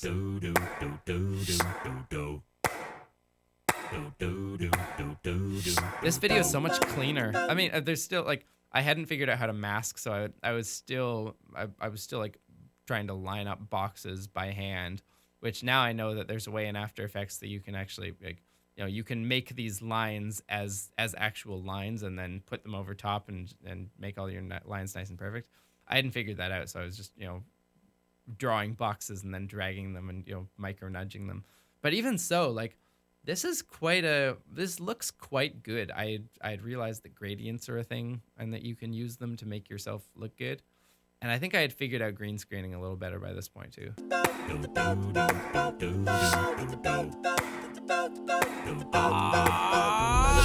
Next up. I apologize to anyone for whom that flashing is a problem. I really didn't think about it at the time, but I've had some people in the meantime say there should really be a warning on this video for like epilepsy concerns, and I hope that hasn't affected anyone. That ice cold, no cellar life on that light globe. This one to them dark worlds, them dwarf worlds, low masterpieces. Chillin', millin', round in Kuiper Belt City. Some folks swoon for Sailor Moon, but Pluto, so pretty. That's a little cringe. That's still a little cringe. And the use of "she ain't hot" here, like I don't know, feminizing, I don't know if that's a word, but like anthropomorphizing the Pluto, but in particular in like a feminine way, and saying she ain't hot. I don't know about that. That's like it's a little cringy, Tim. She ain't hot, but hot damn. Got pole lights to top Karen, and she ain't hot, but hot damn.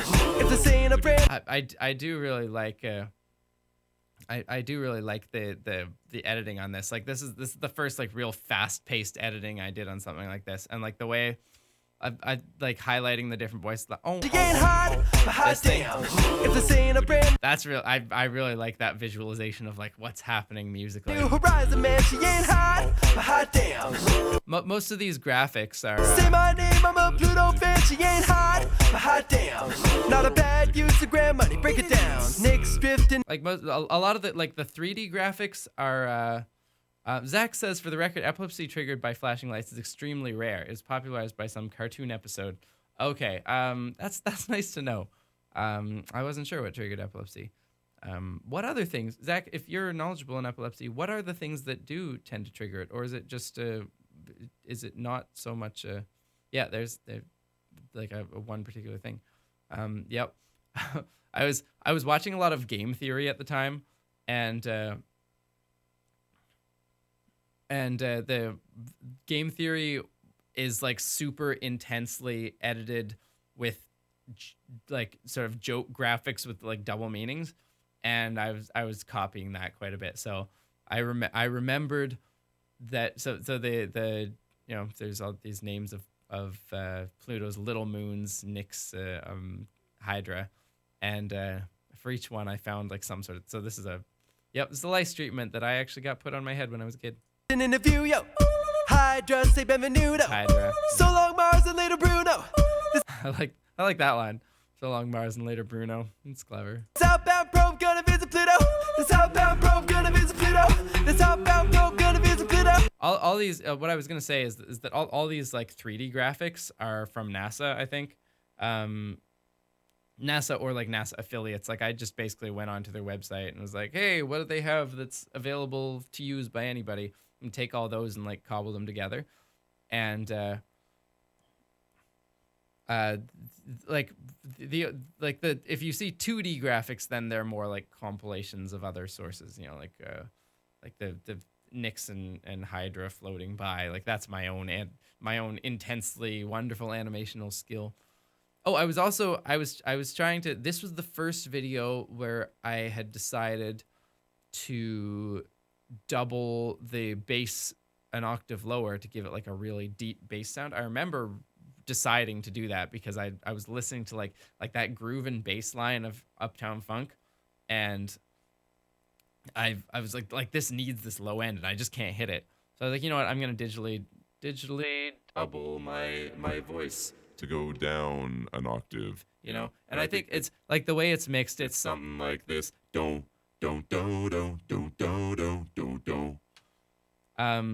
And I was like, I want to actually represent that. So you'll notice that this bass, which is purple, has been doubled as a black and white shadow lower bass. There's a planet inside of that little spot. Don't believe me, just watch. Come on. Yeah, like at the time, you hadn't seen. Tim, how dare you point out the boxes don't line up in this video? That's going to bug me more than anything. I'm so sorry. Watch it on a little screen. But believe me, bothers me just as much. There's some boxes that are not quite perfect right angles as well. They're a little bit leaned to one side or something because I accidentally like hit a node, and that's always gonna bother me. What was I talking about? I can't remember what I was talking about. Rah! I think that's a lot more prominent in my mix than the original, but I can't tell because there's kind of a psychoacoustic phenomenon where if you see something prominently on the screen, all of a sudden you hear it, and that might be messing with my perception. Don't believe me, just watch. But yeah, that's this is this plate back here, this is the original plate that was captured by Clyde Tombaugh off of I can't remember the name of the telescope, but that little spot from there to there in these two, like where it moves back and forth, that's how we realized there was a wanderer in his name, in his lens. Planet, for those of you who are not aware, means wanderer because that's how they characterized planets back in the day. It was anything that moves compared to the stars. Don't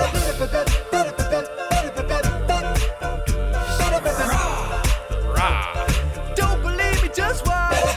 Don't believe me, just watch. Don't believe me, just watch. Don't believe me, just watch. Hey, oh, swap. What is that? What is that snare? It's like a pa. I think if I were doing you'll see the evolution of my snares, and I bring it up a lot, probably because I'm like overly proud of having finally figured out like that snare, and that's pretty much what I use exclusively now.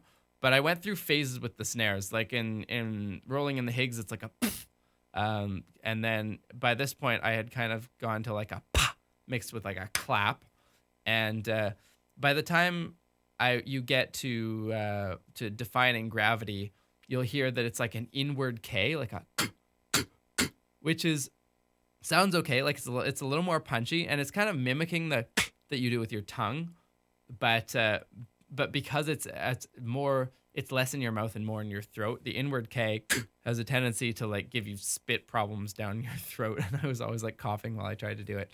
So finally figured out which is, I don't know, maybe I can explain at some point how I do that, but we'll wait until we hear it in the real acapella.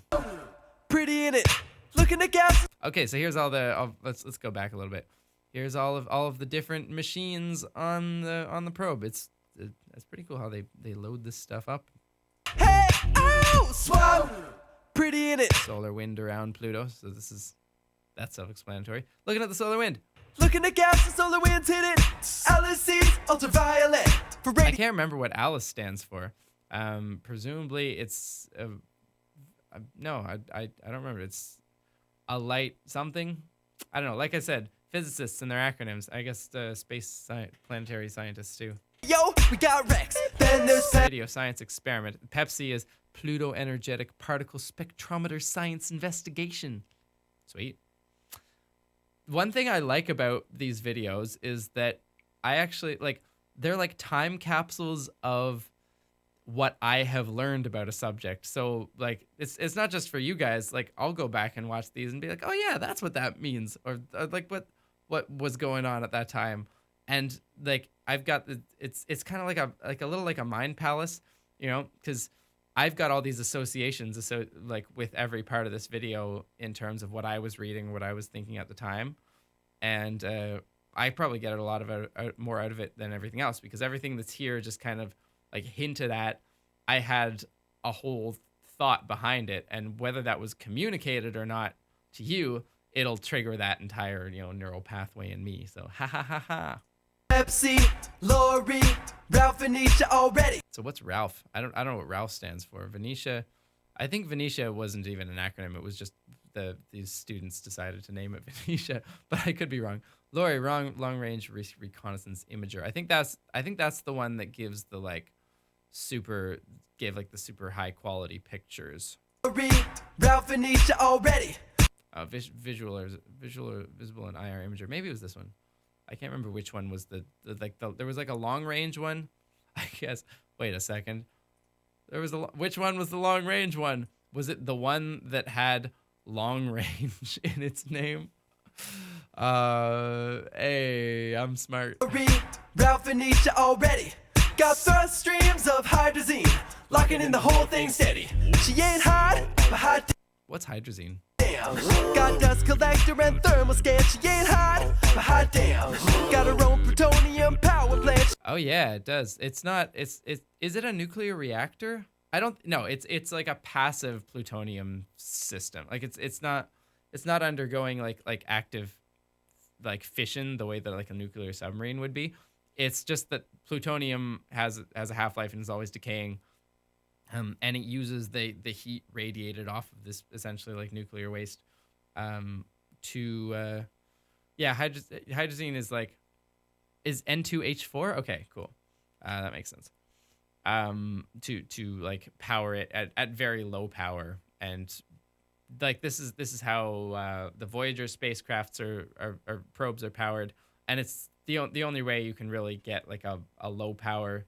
Like you can run a low power system for like decades, right? Like the Voyagers are still sending us information, which is pretty cool. Power plant. She ain't hot, but hot damn. And this probe is going to, at some point, become the furthest thing away from Earth, that we've ever sent out, because it's the Voyagers have a head start, but this one is like way faster than the rest of them. It took a real high speed, maneuver. I think it did 2 different gravitational boosts, it's just flying. So it's heading out real fast. Finally get to see Pluto planet or not. Hot damn. Got cameras up and running, break it down. 6 we sail away to you, yo. Hey, that's another song that I really would love to do, because it's such an epic power ballad. Come sail away, come sail away, come sail away with me. If anyone didn't know, that is by the band Styx, which is why this line is Styx, we sail away to you. We sail away to you, yo. Kerberos, that ain't no Pluto. Hey, it's the three-headed Kerberos, whatever you want to call it, from Hercules. We're almost there, break out the brew, yo. I don't know what, I just, like, when I wrote this line, break out the brew, yo, I was just like, is there a Pluto beer? Someone's got to have made like a planet's beer, and I googled it, and lo and behold, yep, there is one. The southbound probe gonna visit Pluto. The southbound probe gonna visit Pluto. The southbound probe gonna visit Pluto. Every night we get clear shots. Don't believe me, just watch. Come on. Hey.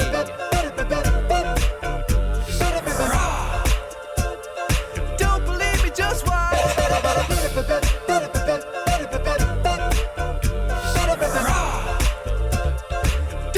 I love that bass line there. Don't believe me, just. It's such a good riff. watch. Don't believe me, just watch. Don't believe me, just watch. That was a cool graphic to put together, because like they're kept being as the probe approached Pluto, it kept like taking these binary shots of Pluto and Charon. And I think the initial one here, Believe me, just watch. like these, the first one is like, these are from like Earth-based telescopes, and then like getting all these shots from different sources and like lining them up to actually show the progression. I like that, even though it goes by in like a second. Don't believe me, just watch. Don't believe me, just watch. I can't hit Bruno Mars notes. I'm faking it with falsetto, guys. And this, by this time, I think I made this part like the day before I released the video, and this was like 2 days before the flyby actually happened. So I think this was pretty much the highest quality picture that existed like at the time when I put out the video.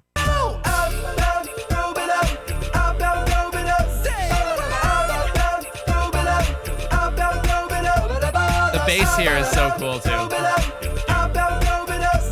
Not this part, but do do do do do do.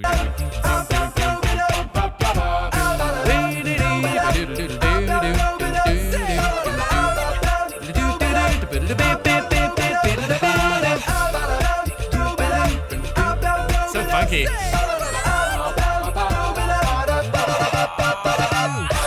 Yeah. Hey, musical scientists. That's a good one. I like that video. Hope you enjoyed the video and hope you're excited for Pluto. NASA's New Horizons probe is going to be making its closest approach on Tuesday, but we're going to be I don't know what day this was released on, but it was the Tuesday after. Receiving data for months to come, so it's an exciting time to be a science fan. This video was supported in part by this end screen is quite a bit better.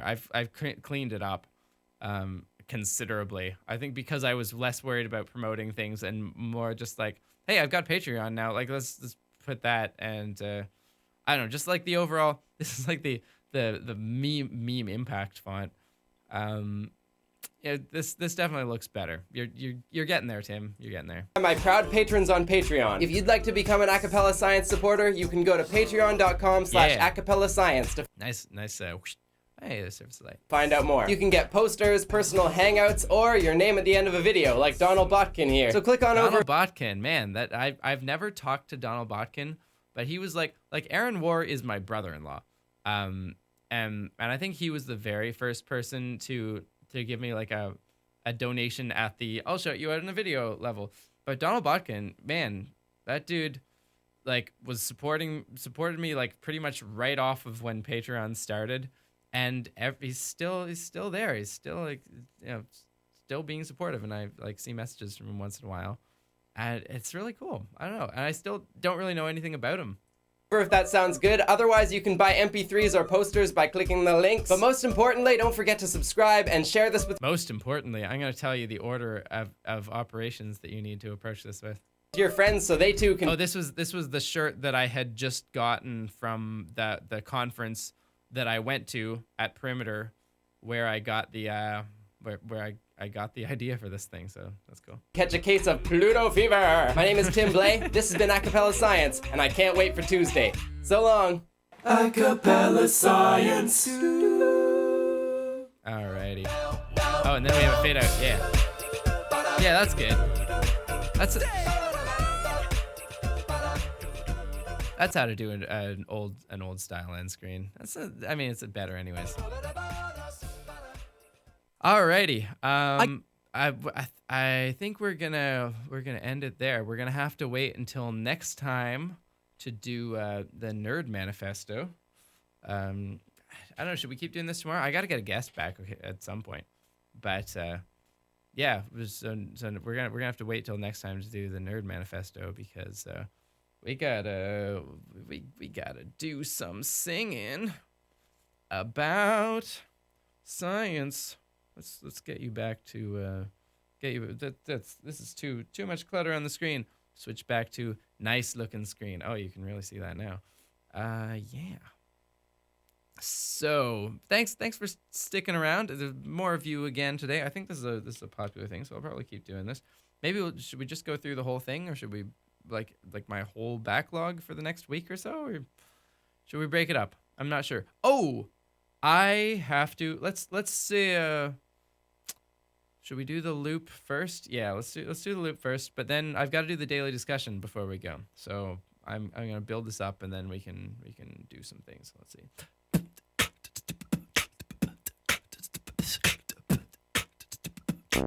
Yeah, let's go.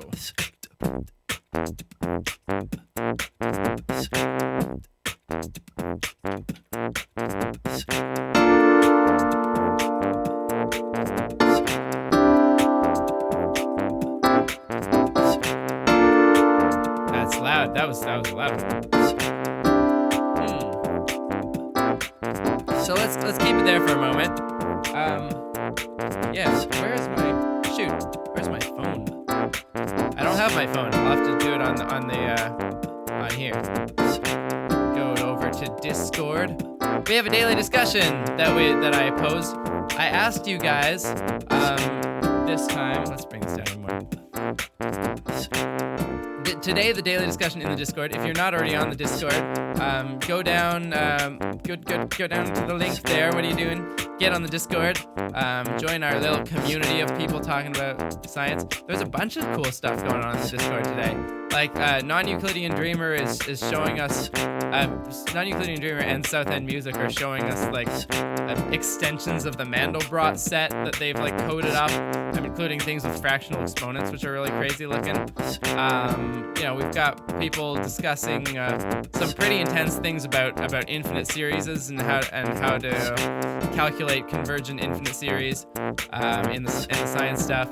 We've got some good memes going on. There's just a lot happening. Actually, hold on. I can show you what the Discord looks like, can't I?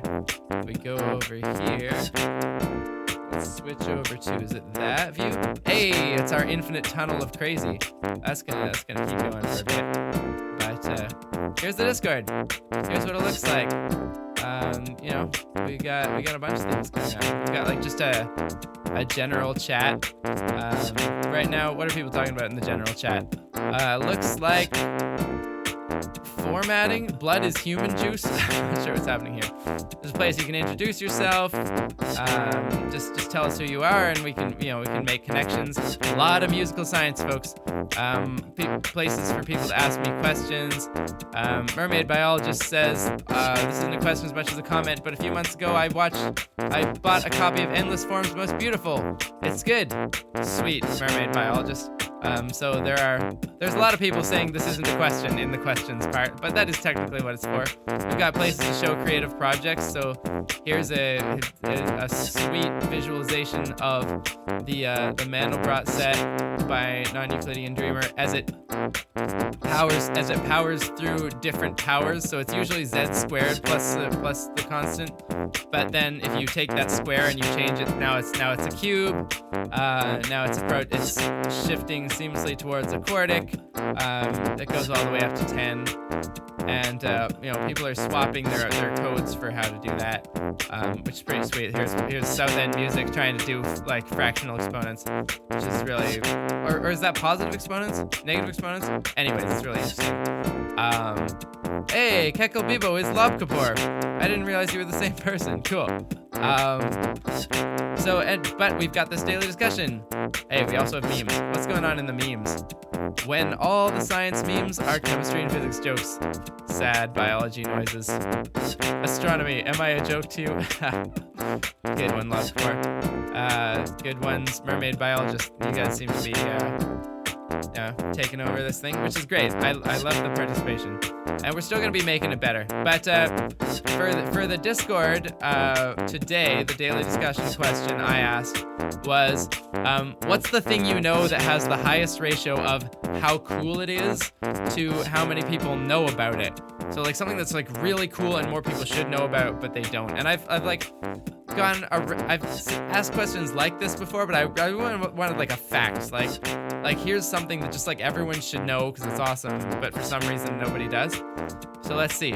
Leiden turned me on to geohashing, which is I think that was started by Randall Munro of XKCD. It's like geocaching, but instead you're taking your current location and the day, and you put it into a hash function, and it gives you out like GPS coordinates, and then you have to get to those GPS coordinates within the day. And Leiden says that one of the crazy things that's happened is that the couch potato achievement has been reached, which means that someone put in their like the day and their actual current location into the hash, and it's just randomly, because hashes are crazy and like unpredictable, just happened to spit out the location they were already at. So that's pretty cool. But just generally knowing about geohashing is great. Mermaid Biologist says, my niche knowledge is that codon preference can cause even so-called silent genetic mutations to cause a difference in phenotype. Because even though the same protein is encoded, a less preferred codon can cause less of that protein to be made. That's super cool. I had never thought about that. So there are these, so in DNA transcription and translation, there are redundancies. So like every 3 base pairs in the DNA, like adenine, thymine, cytosine, guanine, every combination of 3 encodes for a particular amino acid in a protein, because a protein is a chain of amino acids. But some of them double up. So like I can't remember which ones double up, but like ATT or TTG or whatever, like a few of them, like often C's and G's can be transposed without changing anything, cytosine and guanine. So like say TTC and TTG give the same, encode for the same amino acid. You could think that a silent mutation would flip a C for a G and have no difference in the overall protein. But what Mermaid Biologist is pointing out is that in fact, the binding of those amino acids is different. So like one will slow down protein production a little bit. So this quote unquote silent mutation actually does have an effect, and that's awesome. I had never thought about that. Zach S says mycology and mushrooms in general, and goes on to say how cool they are. Zach, could you give us more details on? Actually, Zach also says that he made a whole compendium based on plant and functional ecology, like a D&D compendium, in case you want to use this fungi in Dungeons and Dragons, I guess, which is amazing. But I would like some more. Oh wait, there's some facts here. Did you know there are fewer fatally poisonous species of mushrooms than plants? Interesting. Despite the popular misconception, the opposite is true. And the most charismatic fungi you see on the forest floor are actually symbiotic organisms that associate with tree roots. Yeah, that's awesome. Also, that like fungi constitute the largest organisms on the planet, because sometimes they're all like, even though what you see is the little fruiting bodies on top, they're like connected under it by this vast mycelium system that like it's all one gigantic organism. That's crazy. Fungi are pretty cool, and I should study them more. Non-Euclidean dreamer realized back that Jules Verne died the exact same year as Einstein published Special Relativity. Blew my mind how narrowly we missed the chance to read a Jules Verne novel about time dilation. That's true. That would have been epic. Let's see. Ann Smith says, Ann Smith's niche knowledge is that today is Rubber Eraser Day. Wait. Is today Rubber Eraser Day? No, there is a Rubber Eraser Day. There's also a Take a Wild Guess Day.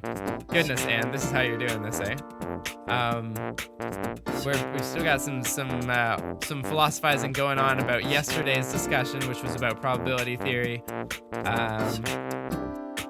Radislava says, I have found that the most wonderful thing in the world is to realize that you don't need to care about other people's opinions unless you can directly influence them.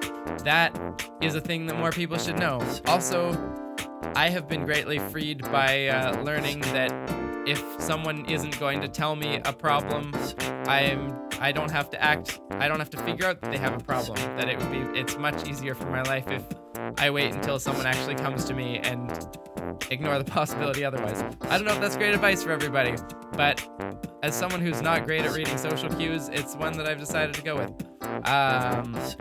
Let's see. Emma, looks like you commented just now. Definitely hot Isinga Planetarium. It's well known enough in the Netherlands, but not necessarily abroad. Oh, cool. Okay. If I ever get to the Netherlands, I'm going to visit your planetarium, because that sounds great. What's cool about it is that it's the oldest running planetarium in the world, and it runs at the same speed as our solar system. Whoa. Okay. So like, you're not going to see the planets whizzing around each other, but on the other hand, you're gonna actually see an accurately how the solar system is laid out. That's really cool. Lots of people are asking for your D&D compendium, Zach, so provide. Hey, We Heart Trains is trying to hijack the daily discussion with a meme. We Heart Trains, Oh, down there, there's a memes tab, and that's where that goes. So, just kidding. You're okay, We Heart Trains. You like trains a lot, and that's great. Gumbledolf says, I may be the world's leading producer of rankings based on number of languages the Wikipedia article for something exists in. Whoa. All right. Cool. Okay, so let's fade that away. Thanks everyone for being part of the daily discussion. I guess I didn't get to anybody who's hey, hello. You can see me now because this thing failed at the end of the stream. That's why where this chord is coming from. In any case, let's sing about science. We're gonna sing about science. We're gonna sing about science. We're gonna sing about science. Yeah, we're gonna sing about science. We're gonna sing about science. Yeah, we're gonna sing about science. We're gonna sing about science. Yeah, we're gonna sing about... That loop was really a bit rough today, oh, but what are we gonna sing about? Okay, it's time to sing about science, don't you know? Oh, whoa, whoa. Rapid fire commenting commands now. Tell me what to sing about, sing about. If you don't tell me, then I'll sing it out. Anything, don't break the loop, no I won't. We gotta sing about fungi, Joseph Chung. We're gonna sing about a particular phylum. It's not a phylum, it's a kingdom. I think, is it a kingdom? I'm not sure. Oh, either way, that is the ones we call the fungi. They're more related to you and I than plants. They're our ancestors, yeah. You see, not really, but us and fungi, it's a kingdom, says Zach. Yes, that's why we are also a kingdom of animals. I'm not good at phylogenetics, but either way, we are close to them. We share things that we don't with plants, and plants have things we don't, like chloroplast. Oh yeah, fungi can't make their food from the sun. They gotta get their nutrition from the ground or from symbiotic relations. Oh yeah, so they pair up with tree roots or mosses, and they can get lots of nutrients from them, from photosynthesis, and also grow on your fruits and things. And then Drosophila eat them, cause they're mold. Oh yeah, they're very cold. Oh, Joseph Chung is telling me more things about fungi, like they're dikaryotic, and they do that through plasmogamy. I'm not sure what that is, but yeah, they don't make food from the sun, but from chemicals on the one for all about science. Oh, yeah, we're gonna sing about science. Yeah, we're gonna sing about science. Zach S says they have exotic biology. Hyphae don't actually have cells in the classical sense. They have more long, semi-compartmentalized tubes with multiple nuclei inside each. That's pretty cool. That's also how Drosophila develops, with a singular, with many nuclei inside one compartment. That's a sweet optimization. Yeah, we're gonna sing about... Shamil gave me a super chat, yeah. Thank you, Jamil. And I think I gotta sing about that thing that he put in the chat. Oh, he said sing about slime molds, but I don't know about slime molds. I know they have like 100 genders or something, which is really weird. Are they protists? Oh, I think I know this. No, I don't. Oh. They're one-celled organisms, are they? Or they multi sound. So many things that I don't know living together. Oh, in all kinds of weather. They come together to repopulate, to all sexually compute the new generation. And the super sweet, they can solve a maze.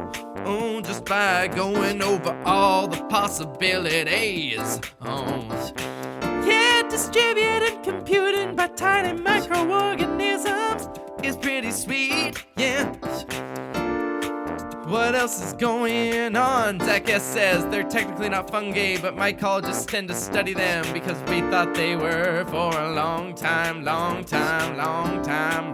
yeah, I'm gonna sing about science. Oh, we're gonna sing about science. Yeah, we're gonna sing about science. We're gonna sing about science. Yeah, we're gonna sing about science. What's a Leyden jar? I don't know what that is. We're gonna sing about science. Yeah, we're gonna sing about science. We're gonna sing about science. Yeah, we're gonna sing about. Thank you for watching the streams, especially those who've stuck around here. All you true people interested in the little songs I do at the ending. You're the true fans. I like you a lot. Now let's see what you've got. Oh, it's that ancient battery thing. Okay, yeah. Yeah. Is it the one that was like the jars that they found in ancient Israel with the piles of different metals, and they like pour salt water over them? Anyways, tell me your name in the chat so I can shout you out like that. We got Aurora 86, we got J Cutter, Chino, Hoshi, K Rose, Go and Dallas. Got We Heart Trains, Philippa Beckman, Lou Reinquist, Mattia Carciola, and then the Meteor Wrangler, Elwood Jasic, Chino Hoshi, Raphael, Non-Euclidean Dreamer, Sophios, Joseph Chung, Jamil Zamet, K. Rose Grove, Valdemar Bunding, Henson, Loris Shirar. A Elegantly Awkward is here. Haven't seen you before. Daniela Guerrero, I think I want some more. We got Benjamin Kosman and Alice in the chat. We got Fernando Tonan, DeRossi, and Sean Ellie. Yeah, we got, oh, I lost it for a second. Oh, it's Jan. I will pronounce you Jan from now on. Jan, we got Red Moon, Zach S, Philippa Beckman, Brookie 40K, and RC, and all the rest. We got Casper Ghost, and Smith, Radislava Budnarova, oh, Joshua Lamu, Gumbledolf, Sarah Elder, Lob Kapoor, and then that's it. That's the stream. It's over. We're gonna sing tomorrow, I think. I don't know if I'll do more videos. Depends if I can think of something else to do. I don't know, but if I do, we'll come back to Nerds Manifesto, and then other parts of it too. Gonna sing about science. We're gonna sing about science. Bye, everybody. Yeah, we're gonna sing about science. Thank you once again for being part of this stream. We're gonna sing. We'll be back tomorrow, science. Usual time, same science time, same science channel. See you around. We're gonna sing about science. Yeah, we're gonna sing about science. Oh yeah, we're gonna sing about science. Whoa yeah.